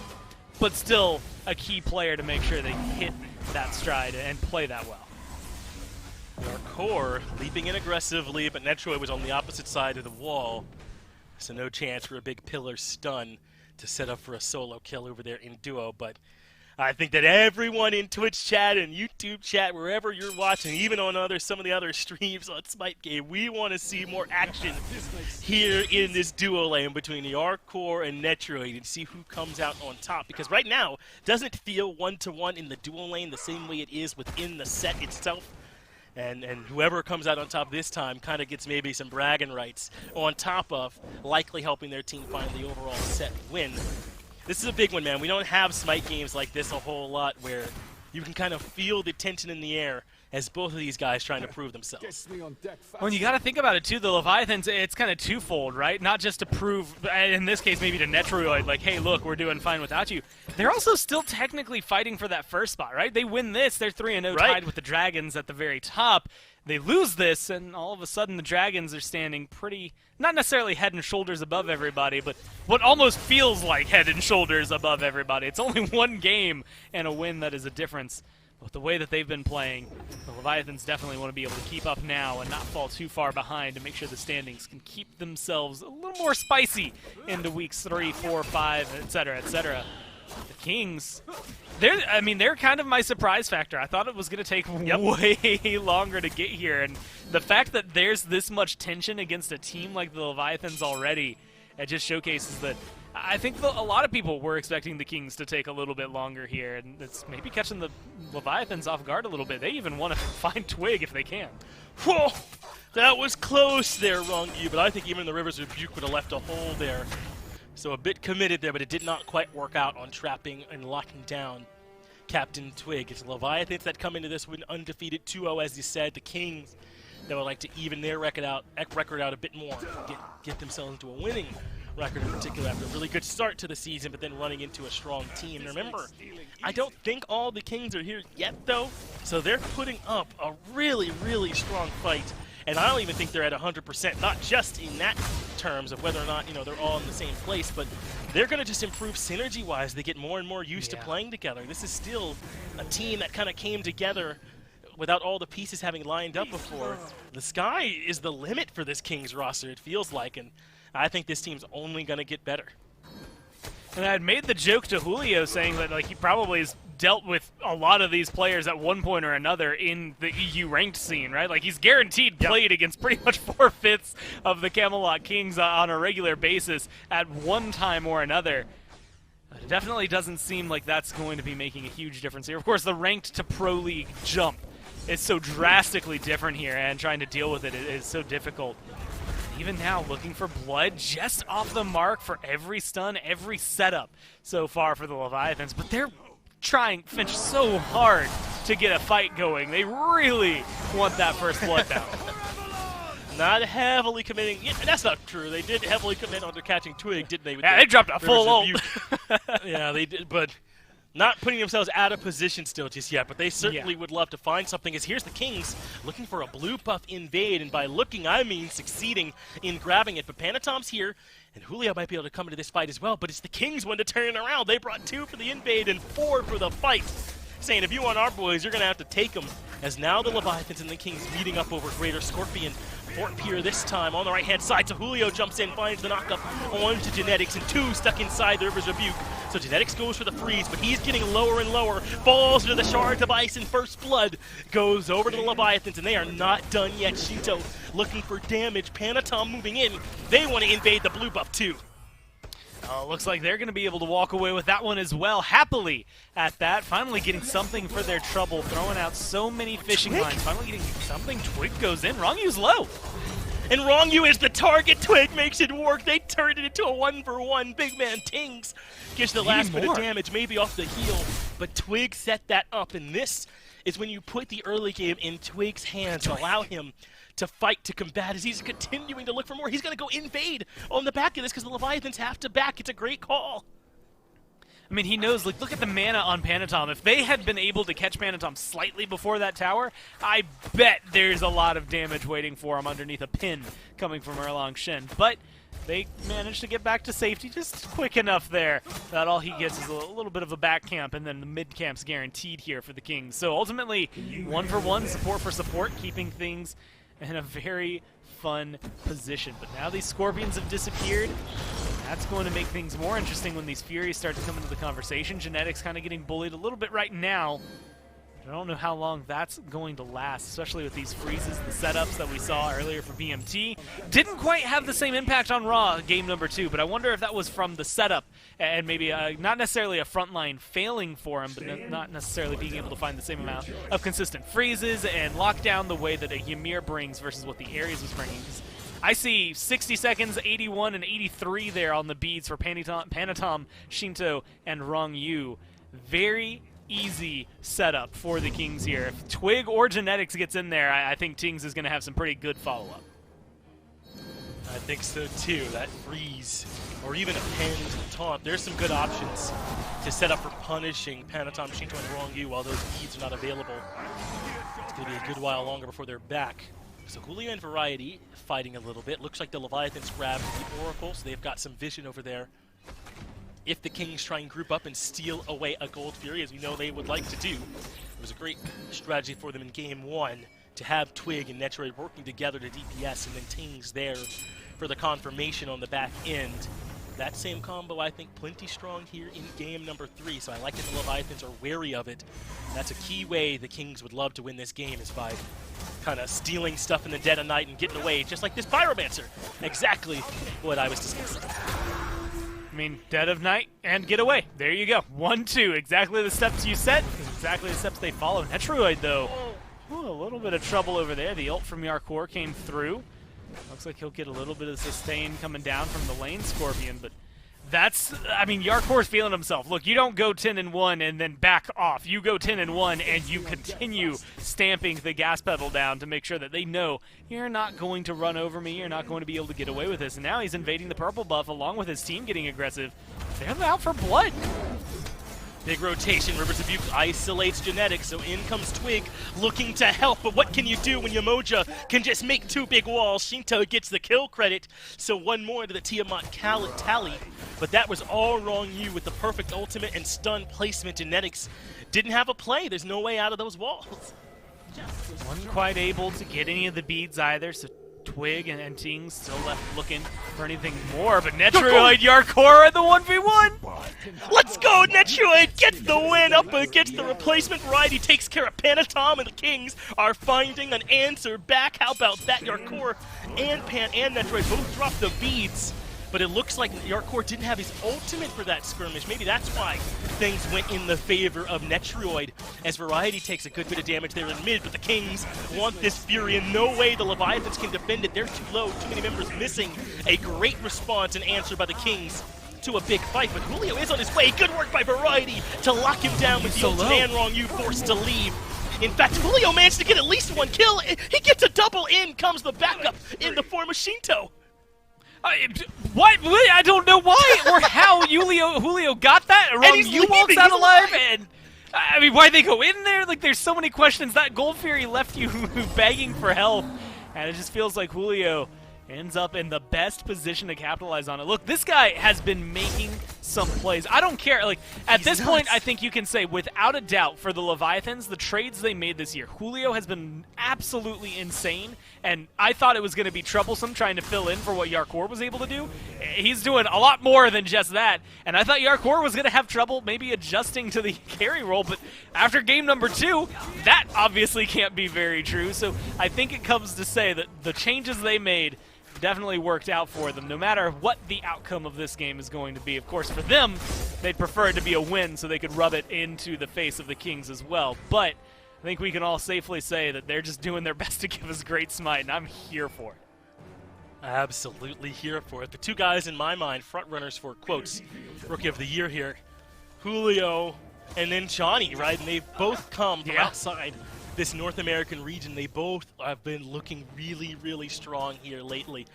So glad I've been able to get these guys into the SPL to compete, and I think they're only going to continue to get stronger throughout the year as the Scorpion goes down for the Kings. So a little bit over to their side, but this game's still very, very much close. One team gets the Fury where the other team wins the fight. Well, one team wins the fight where the other team able to find an objective. It's back and forth here, Goremizer, so far, as neither team giving up anything for free. And it's just giving that a little bit of control over. I mean, Gold is, at the time of that pause right there, 300 separated from these two teams. There's 1 kill difference. Like, it is in the point where anything you know about how this is going, just throw it on over your shoulder. It's not going to make a difference. Granted, I will say, though, 3 of the kills for the Leviathans being on the back of Julio, at least to me, paints a little bit of an easier target, right? Hey, man, if we kill Julio, maybe that's our way into these team fights. Makes things a little bit easier for us. I think it's going to be fun to watch the Kings tackle this, because this is where a lot of other teams do start to struggle. They were able to surpass it in game number 1, not so much in game number 2, but the combination of the Leviathans that is about to occur, I think we were, 13, 14 minutes in? If we start to see a 5-man grouping from the Leviathans in the next 3 minutes, the Kings are going to have a lot more work to do and a lot more work cut out for them. Their way of handling them as a full team and a full grouping is going to be what helps them really differentiate themselves and take the lead in this game. I think so, but it always feels like with the Leviathans they have a chance to close these out, so it's so hard to know, right? Is this something that the Kings are feeling comfortable at the pace so far with Captain Toyn being active, or are the Leviathans saying, hey, we got this game super close still, and we're that confident in our late game being able to win? Got to give Netroid some credit. Remember, he did win that 1v1 up against Yarkor, though it looked as though Yarkor didn't have the ultimate for it, so maybe a little bit hard to compare. Either way, so far, the score still not evened up in that little battle between the old ADC and the new. That's what I'm going to make sure I'm keeping my eyes on. I'm excited to see, because they seem to be happy to take battles against one another when the chance arrives. You know, over the years, there's always been a lot of really fun, like, watching, specifically Hunter matchups, right? Like, any of the carries. Emilito versus the World back in Season 2 and 3. Like, Zapman versus Barracuda has always been a really fun talking one. I feel like Yarkor and Netroid's going to be this year. It's just fun to watch. Like, it doesn't matter when they're playing, how they're playing, what the stakes are. It could be an absolutely nothing game, but watching those two go up against each other is more than likely going to be a treat and continue paying dividends throughout the entire year. But this is where I think we're going to have to start looking at maybe a little bit of a transition, right? Like, if Netroid is able to do this, you know, Heimdall's really, really solid and really good. Obviously in the 1v1s and the team fights just as well. But what they're going to be able to do in the transition to the team fight stage is going to make a big difference for them, as that's just clean mechanics. Like you said, maybe not having the ult there for Yarkor. Maybe it changes something up. I mean, there's one auto difference between the death there. It was close, but if Netroid's going to perfectly land that Heimdall knockup on the back of the landing from the leap in on the Anhur, using it to not get knocked up and knocking up in return, that's pretty good stuff. It's going to make it hard to win for the Anhur if Netroid can keep doing that. But those are going to be exciting to watch if that's how that one came so close down to the wire. Just pumped for more of that one there. So obviously here still a bit of a pause as we work to get these players back into the action. And at a very close point in the game, where we paused it as well here, Gore, where it could still easily go in either team's direction. Again, though, my big thread is just happy to see Captain Twig back on this Erlong Shen. It's already made a difference for them in terms of their control over these neutral objectives. That seems to me to be kind of core to this early King's identity, is in the early game, prioritizing getting those Greater Scorpions down and Furies up early so they can force fights around objectives. And it's already, like you said, doing more work than the Fenrir did. He's got that stone-cutting sword online for himself as well, so able to be more aggressive. I anticipate more Twig in our lives and in our views when the game gets going again, because he is really a driving force and a driving factor. Plus, I mean, look at last year and look at what Erlong Shen's doing here. I still think he's a premier jungle. I think there's a lot of assassins that are competing with him for that spot on the team, but I think there's a lot of merit to what Erlong Shen brings to the table, especially with the builds right now. You know, a lot of people are going for the Shifter Shield, the Ankale, or a Void Shield sometimes picked up there in the jungle. And if you have warrior scaling, that's going to be a little bit easier for you to just choose one and then pick a bunch of power items beside it to really maybe offset what has been this heavy assassin kind of pseudo bruiser build that's been big. Plus he's got the pin, plus the taunt. I think he's just got a lot of survivability and escapability plus engage in his kit. It's just really, like, after I start listing it off, now I'm starting to wonder why he's not the top pick. It's just because there are some other really good picks out there, but I'm with you, Gore. Sad Tsukuyomi. Yeah, to see more of these, more of the Erlong Shin. And then what about the work that Julio has been doing here for this team? A new addition, and he's trying to fill the shoes of Yarkor, who I feel like people are forgetting was also a top-tier solo laner and has now become a top-tier ADC this year as well. How do you feel about how Julio's kind of filled those shoes? I mean, he's been, again, stepping into them pretty well. Maybe not necessarily outgrowing them, but I think he fits the shoes really well. It's a different style than what we got out of Yarkor last year. He's definitely, I would even argue, got more carry potential, which is not something I necessarily expected out of a solo laner.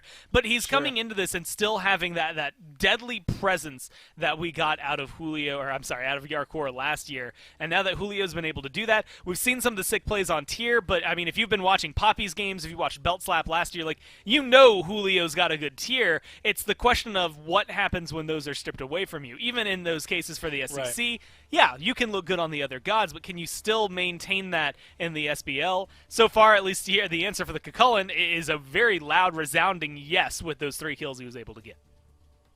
Looking good so far. Both of these teams are certainly geared up to see perhaps even a classic here once we are able to get back into the game. It's going to be a quick break here from us, then we'll be right back.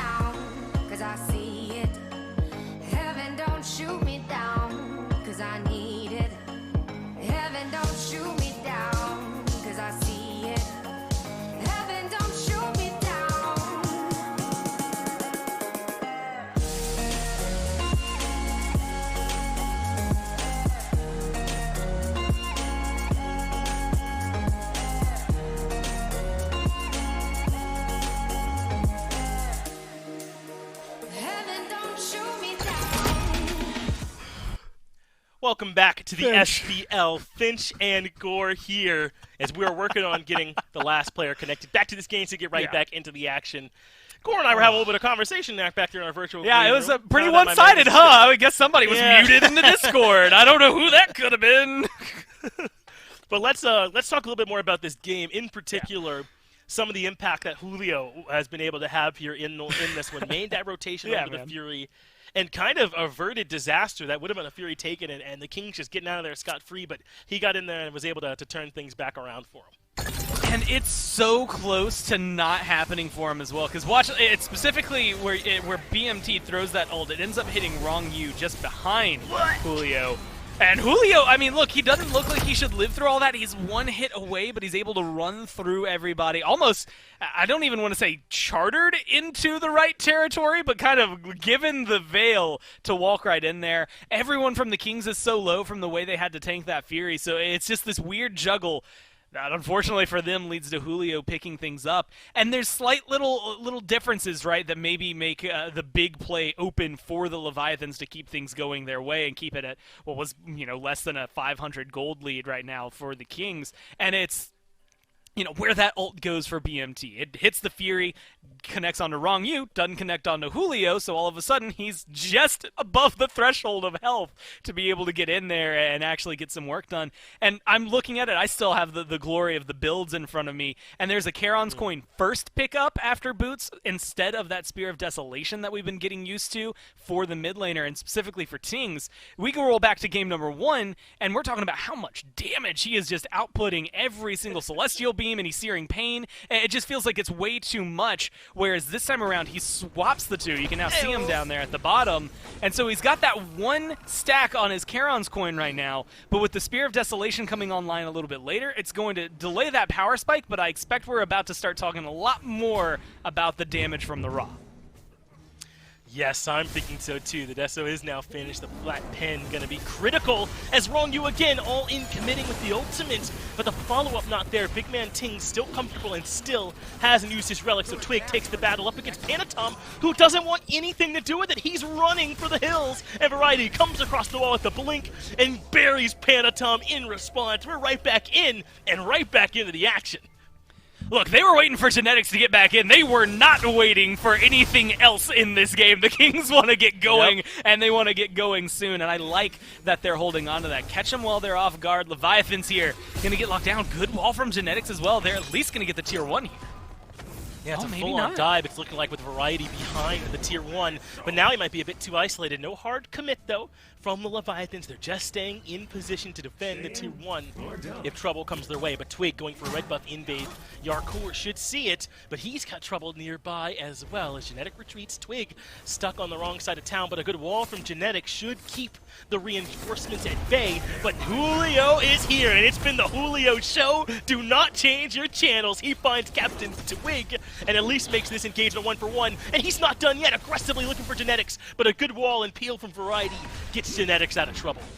Yeah, some damage thrown out there by Tings, but not necessarily the end-all be-all. Genetics kind of saving his own grace there, making sure that wall comes up. Variety doing a good job at zoning. I mean, he goes deep. That looks like it's going to be a hefty deep dive from the Kings onto the Leviathans, under that tier 2, or tier 1, I should say, and it didn't quite go out that way. I'm excited to see how they start to tackle it. Now looking for a Pyromancer. Variety trying to thwart anything they could be picking up, and Tings is in the neighborhood. They're going to look for a fight, maybe a kill. Yeah, there is some backup, but Tings just starts up the Fury. Thinks the Leviathans have headed for the hills, and Genetics has the loop around that should make it life hard for Julio. The freeze connects, and the Kings get the objective, but Wrong U around the corner cuts off the escape path with that ultimate in Shinto in hot pursuit, and Tings the target. Both relics come out. The Riptide does not connect, and Tings makes it back to safety. I mean, talk about a narrow passageway, thread the needle. One misstep there from Tings, and he's going to get knocked back into what is certain death at that point. Aegis is down for him, so he's going to feel something on the other end of a Riptide. Lucky for him, it is just off. Not a good angle for Wrong U to try and block off every entrance into the tower. So they managed to get away with it. And it is important to remember, like, this seems so simple, but it also maybe is going to matter here. Netroid in under trouble. Good work, though, from Yarkor. Gets Netroid outside of that Bifrost, but Aegis buys in the time needed. to take his escape path. Meanwhile, Twig stuck on the wrong side, but Genetics Blink Freeze gets his jungler out there, and Tings connects with the snipe. The Kings have the synergy, and the Leviathans don't have the answer. It's a double for Tings, who comes in and changes the fight right away. That means now the Kings have a 2-for-0, could take whatever they want, and I think this Fury, Primal Fury, looking pretty good. Yeah, I mean, this is going to be an easy scoop up. Plus, once they pick this up, the Oni Fury is going to be able to spawn all of those minions on the side lanes, give them that little bit of pressure. Finch, there's a single tower down in the 17 minutes of gameplay so far. Not a lot has been accomplished in terms of at least the structures on the map, but now a little bit of gold in their pockets, a lot of pressure coming their way. I'm excited to see what these items are. Divine Ruin finished up there for Tings, a Cursed Ankh picked up for Genetics, as well as a full Wind Demon keeping up with Yarkor there on the other side. Now for Netroid, it's going to be hitting really hard, and it is going to be difficult to withstand. The downside is, I would say for Tings, that's where the Rada Tahuti was before, where it's going to be there for Shinto. So he's missing out a little bit on that power, but it doesn't seem to be stopping him from doing any of these calls. No, they're going right to the fire, so Rivers Rebuke comes out early. Julio here as well as the front line of the Leviathans move into contest, and Tings, the target Panatom, gets rid of the enemy mid laner when it counts the most on the Fire Giant push, but Wrong Yu low. He needs an escape path and no one there to provide one as Variety collects the Yamoja easily. A nice kill for the solo laner for the Kings, and the Leviathans, yes, defend the Fury, but look at this, Yarkor is just in mid doing the tier 1. Your team needs you, my man, but he is nowhere to be found. Well, that answers the question if you were wondering whether the split push tactics were a Netroid thing or a Leviathan's shot call thing. I think that one opens up the door for it to be Yarkor specific. Not Yarkor specific, Leviathan specific. Choosing not to join the fight, recognizing that maybe it's not going to be the end-all be-all for them. They stop the Fire Giant, right? That is the big picture control. They kill off Tings. That's going to be great for him. 15 seconds until he gets his Aegis back up. So it's going to be a little more difficult to lock that down more often. And I was saying maybe lacking a little bit more of a power spike. The Divine Ruin, helpful for dealing with the Yamoja and well as any other source of healing on the side of the Leviathans. But it is going to mean that he doesn't get that nice 140 power spike just flat from the item that we're seeing.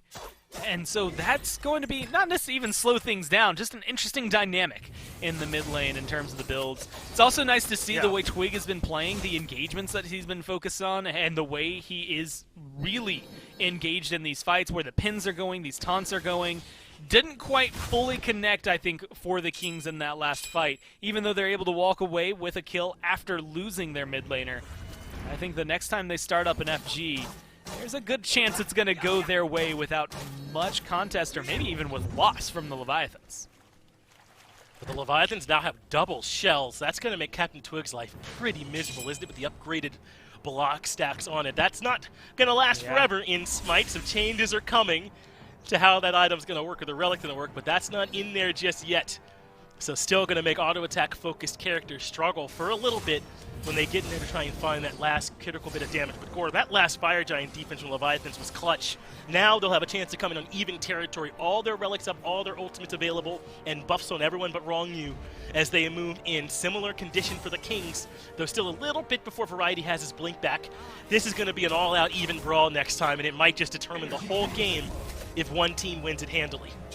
And you got to look at the ward coverage right now for the Leviathans over there. They've got that right jungle, specifically the Fire Giant pit, covered. Yeah. There's no way the Kings are going to be able to go in there without them knowing. Even if it's just to de-ward that sentry in the middle of the pit, it's going to alert the Leviathans of every movement. And that's going to cover things like this, right? Where they can find pickoffs. If you get a stun and you're Wrong Yu just waiting over the wall, that's going to be a play that the Kings are going to have to anticipate, because the Leviathans are grouped up as 5 and looking for more. They want the capabilities to pull. Even if it's just a Pyromancer, a single kill here for the Leviathans makes it so offset that it's going to be difficult to fight into if you're Kings.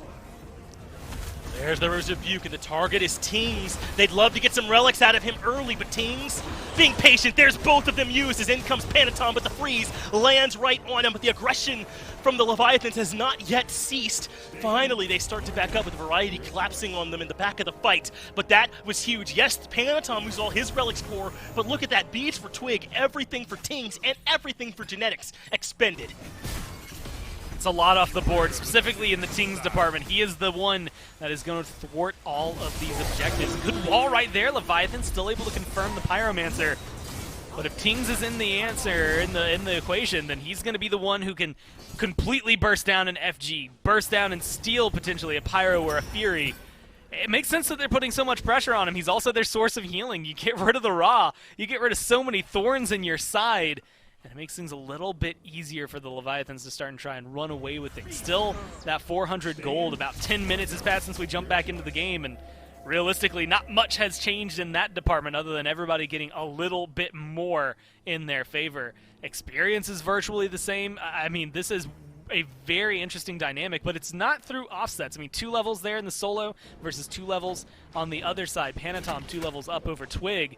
It's not going to make a huge difference at this point in the game, especially with how they're playing, but if Twig can catch up soon, especially now that he has that mantle online, he's going to be able to dive a little bit safer without feeling the brunt of the damage from the Leviathans. Yeah, right now, it might make a big difference if they get to level 20 first. Take a look. Pendulum of Age is done for Tings, but nothing for Shinto.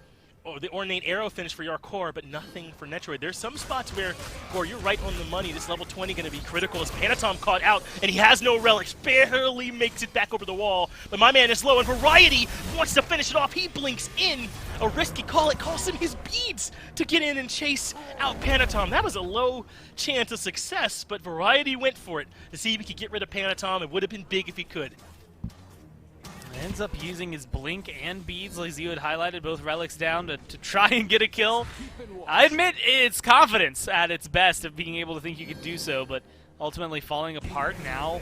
Things are going to have to take a little bit of a backseat. There's a Primal Fury up on left. Not one that I think you kill yourself over. I don't know that you commit everything in just to grab a Primal Fury.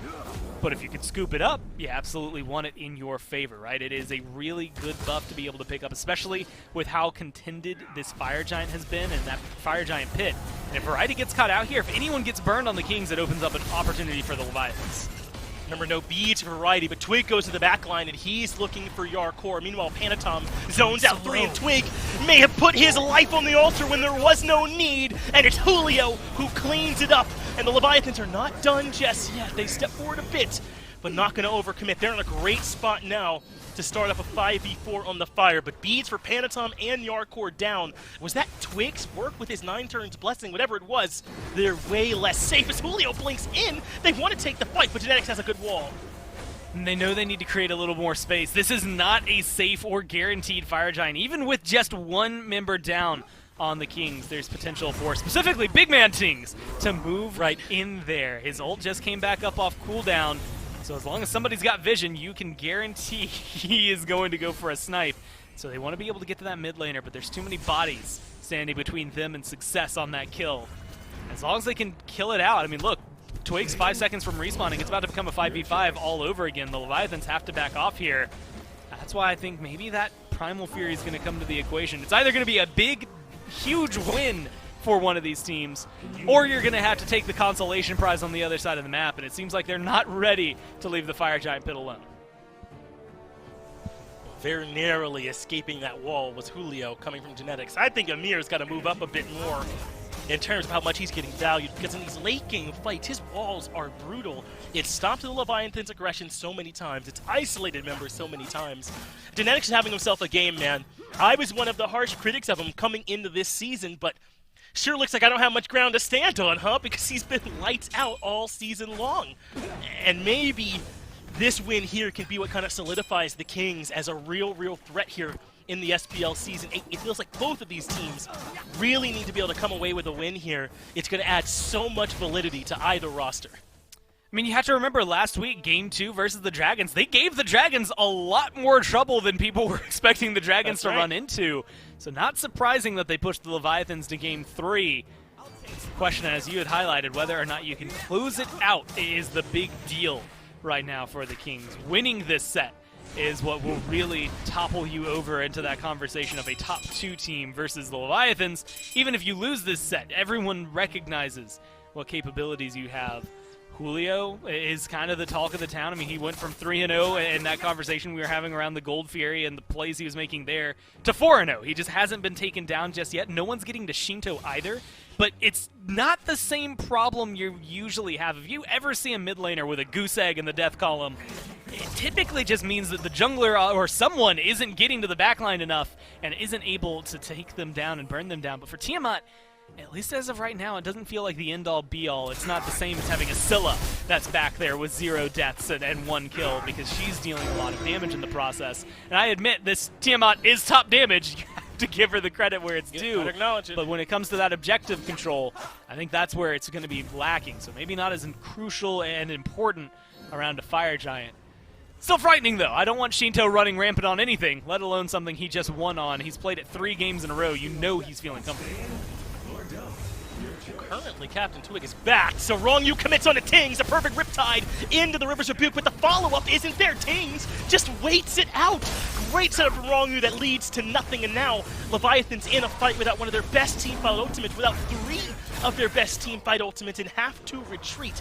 Tings used his snipe. Genetic Shard device seems to be down as well, alongside every relic Tings had to his name, but the Camelot Kings smell an opportunity to get aggressive. You can bet Tings is feeling confident because he knows his ult's going to come back before anything he has to deal with on the other side that's going to stress him out. Genetics is going to be the only one who's hurting, but they've got heals on their side. That's the one thing Tings is going to be bringing. Not so strong out of combat here, but still enough to get Genetics where he needs to be. Spectral Armor's online, all 4 that you would expect to see in the game built up for Genetics, Variety, Julio, and Wrong You. So these hunters have a little bit more clear targets. You're either hitting the squishies or you're not doing enough damage to really walk away with anything. Both have Deathbringer online. You're starting to see the sentry wards come out.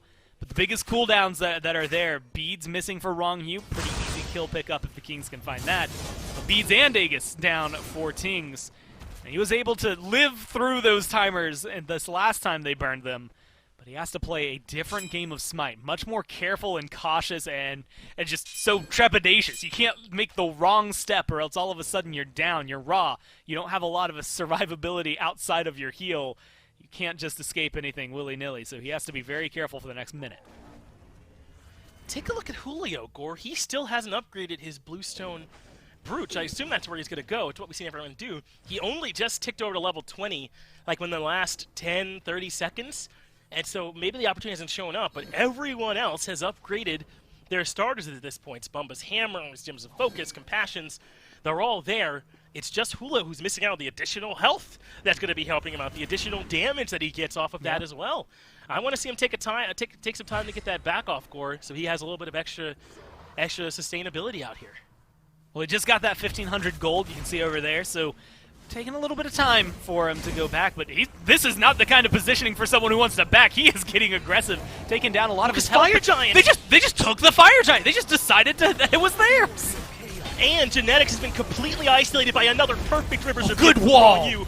I won't hear another word on Myran Ronnie as Julio tries to zone out in the back. Genetics is dead to right, so maybe Panatom is as well as Captain Twig has him locked down, but Twig forced to run, and Panatom re-engaged. Wait for the team, my man. You're kind of low. Make his way back out. Now the Leviathans with Fire Joint on 5s and Genetics down have a great chance to push and break this game open. I mean, just a little bit of zoning from Julio, and that's all it took. The burn down from the Leviathans. I mean, Tings, if he's able to get their Twig, if they're able to get some vision, anybody, if they're able to get a little bit of vision on there, have the capability of going in and doing something. But now they're in a 4v5. The Phoenix kind of the honorary 5th man here, but it's fallen a little too quick to get the damage done that you need from your actual 5th man player. Wow. While Yarkor takes a hit, this is feeling so good for the Leviathans. A big Phoenix win off of that side, with only 1 tower standing for the Kings as well. They've got 2 exposed, well, 1 down, 1 exposed, and they still have 3 tier 2 standing up on their side of the map. A great fight there from the Leviathans. They even had some Tiamat minions pushing over in left. That Phoenix now ready to be taken once the Leviathans push up. They've got this map open. Thanks, Doug. Apparently, I thought Bluestone Brooch is a big deal. It wasn't a Julio, was it? As he zoned away everyone and set up for that Fire Giant to go the way of the Leviathans. They broke the stalemate by recognizing the Kings gave up all their positioning, and now with a chance to bring this game to a potential conclusion. The Kings have got to find a way to defend, but look, they're pushing up into the jungle, and there's a couple members of the Leviathans here, but they might be outnumbered. 5 of the Kings in the jungle. The Leviathans don't fall for the trap. Looks like the Kings will just take the Primal here if they can. Julio is on his way, but the objective does get secured by the Order side team. Again, not one to throw yourself into the spike pit for if you're the Leviathans. You still got a Fire Giant build around 5 members, right? You're more than happy, especially with all these Tiamat minions to push down left. I think the Kings there get as aggressive as they can. They try to strip away what they can from the Leviathans, but it is under threat of what is about to be a big left side Phoenix fight. They have to be prepared for this. They've got all 5 members. They've got the buffs that they need and the surety that they have. Twig is someone to keep your eyes on right now, walking through the mid lane Phoenix, opening those doors in the jungle, though, and keeping his eye on Panaton. So they've got minions with them, and there's plenty of Tiamat minions behind to come join as well. But the Leviathans taking this slow for now, not over-committing. Damage coming out from Shinto does hit Twig a bit. Nothing crazy as the Phoenix continues to get whittled. But there's another good Amir wall. In comes Twig, and that does get the beads out from Yar4 in response. He didn't want to end up getting picked off too soon, but another River's Rebuke from Longview. That should create an opportunity for the Leviathans to move in, and Genetics getting shredded by damage from Shinto. But there are some ultimates down. Yorkor used his and Wrong used down as well, but they continue to push in. And just look at this Phoenix. Its health bar does not exist. Looking to fall back under the Titan, but I like this call from the Leviathans. You don't have as much time under your Fire Giant. Knock down that tier 2. Honestly, you have the opportunity to. All 5 of you are there, but they don't even need to do that if they don't want to. Buffs are respawning. They've got a lot of opportunities surrounding them. They're going to be able to fall back, set up to either knock a tier 2 down. I don't think they threaten a third Phoenix in the timer with 30 seconds left. I don't know. It's a little iffy. If they don't get any kills, maybe back off after you get this gold in your pocket. Either way, you're going to be looking at potentially, power potions, at least upgraded relics for those that don't have it. But the Kings are fighting. Yeah, he felt a 3-man taunt off the 9 turns blessing, and that does get some more relics out from the Leviathans, but they like their odds. Genetics goes down, and Captain Twig gets popped by the crit. Your core finds a double Electroid put in a box. That's the Leviathans now, with the door flung wide open for a game, and how can Variety of Kings defend this on their own? I mean, everything goes their way up until a certain point. 0-4-6 right now for Twig. He has been able to set it up, and the Leviathans know it. This Titan has fire minions and 4 members. Tings is out of here. It's over! The Camelot Kings get it done. Rather, the Leviathans get it done. My goodness. Was I secretly rooting for the Kings? It's a dub for the Leviathans in the end, 11-7, as they find the way to break the stalemate. It was really the Fire Giant play there, Gore, where Julio just zoned them all out. I mean, it says something. If the players don't notice it, it's one thing. I have a bird's eye view and didn't see that Fire Giant was going on. Like, I can see straight through the wall to where the players are and didn't notice it. That is such a good call from the Leviathans. And it broke that stalemate. Like you said, everything's going even. It's back and forth, 1 for 1, objective for objective. It is all dependent on that moment going their way. And unfortunately there, I think, you have to look at where these fights are breaking down. Twig didn't quite get in the Erlong Shin game performance in Game 3 that we got to see in Game 1, and it feels like that affected them. Gotta give the Kings credit, though. I certainly tried to. There at the tail end, a great performance from them, but not enough for the win. We're going to take a quick break, though, then right back. We'll be right back to break it all down.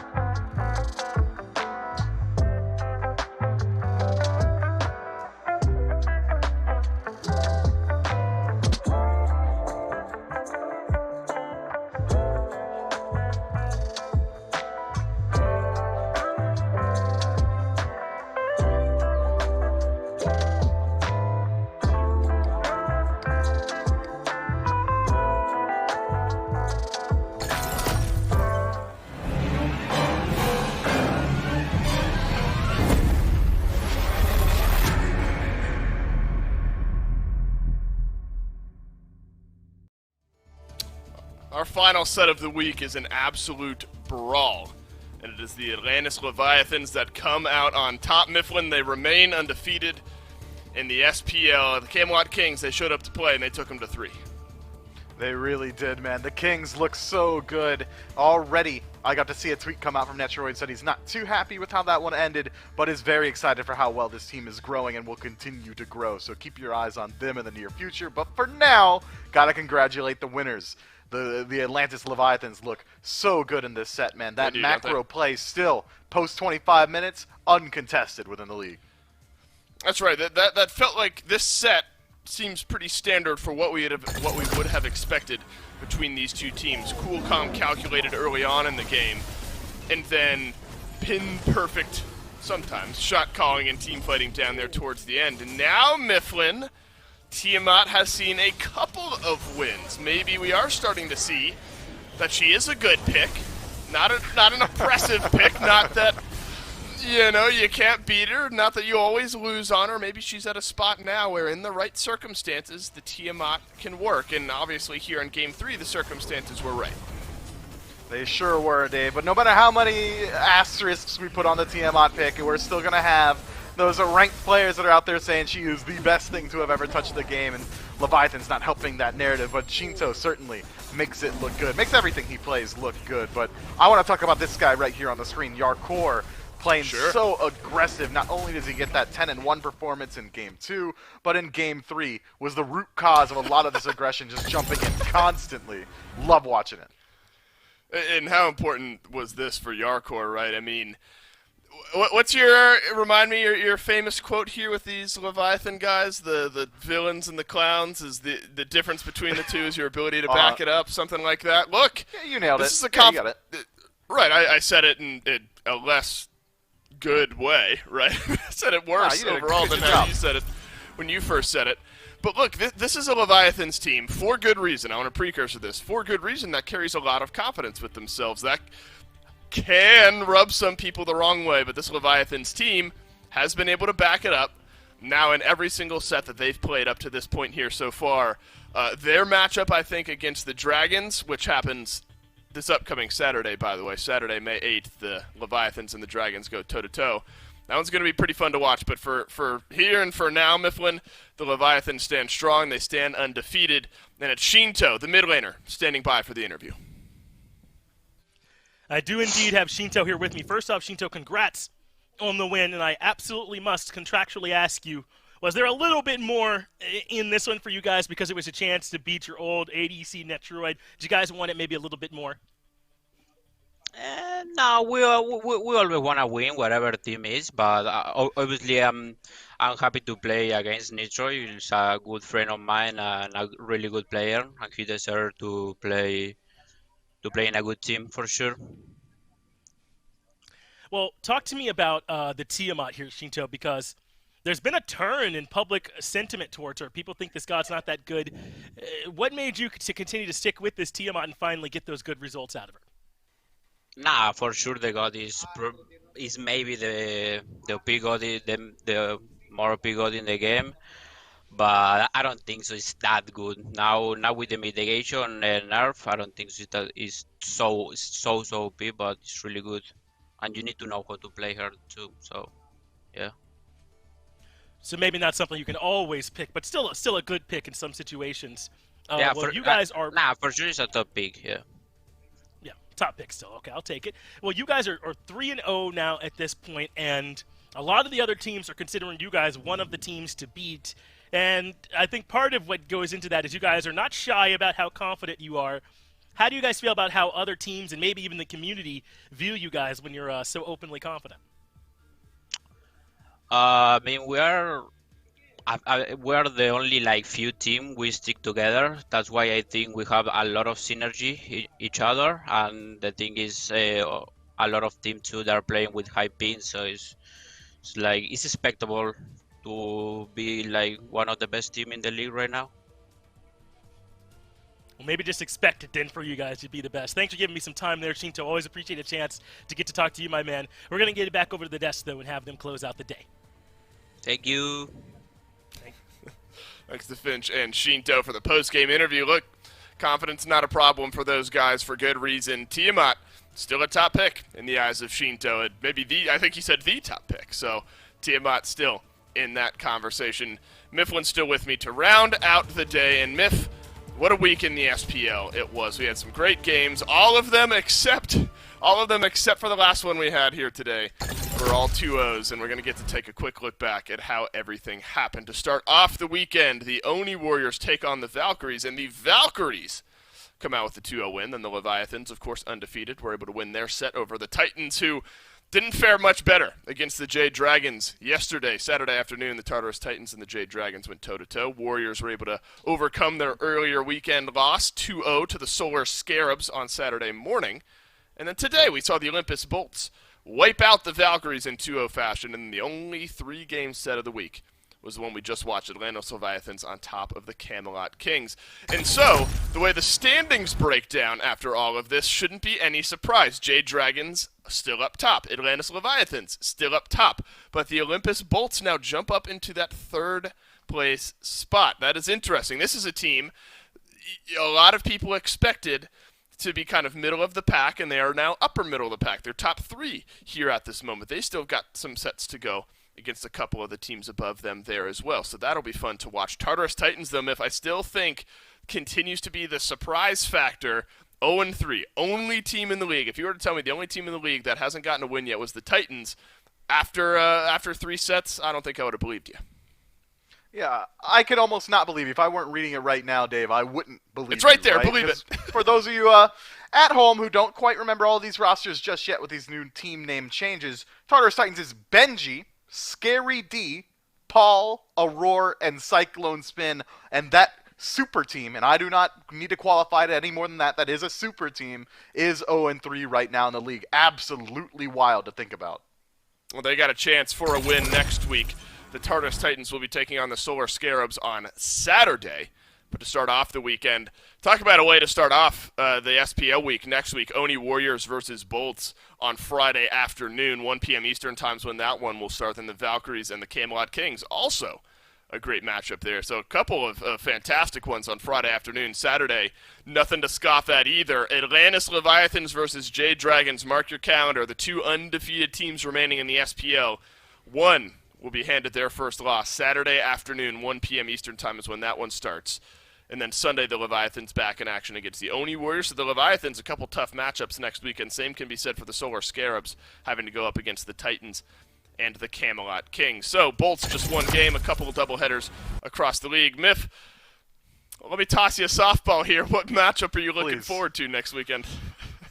Legitimately, I think Saturday is probably going to be my favorite day of the week. Just the Leviathans up against that battle at the top right there, as well as just the Solar Scarabs going to give a good heat check over there to the Tartarus Titans. We'll see whether or not they can stand up against the Box Boys, which I think is going to be a pretty cool narrative to follow. Well, Mifflin, it was week 2 here in the SPL, and it was a weekend of 2-0s, except for the Atlantis Leviathans, who take our only 3-game set of the weekend, 2-1 over the Camelot Kings. There's plenty more SPL action to come this year, but no more for the rest of this weekend. So on behalf of myself, Mifflin, all the other casters, everyone back in production, thanks for watching, and we'll see you on Friday. Peach it? Yeah, Fade.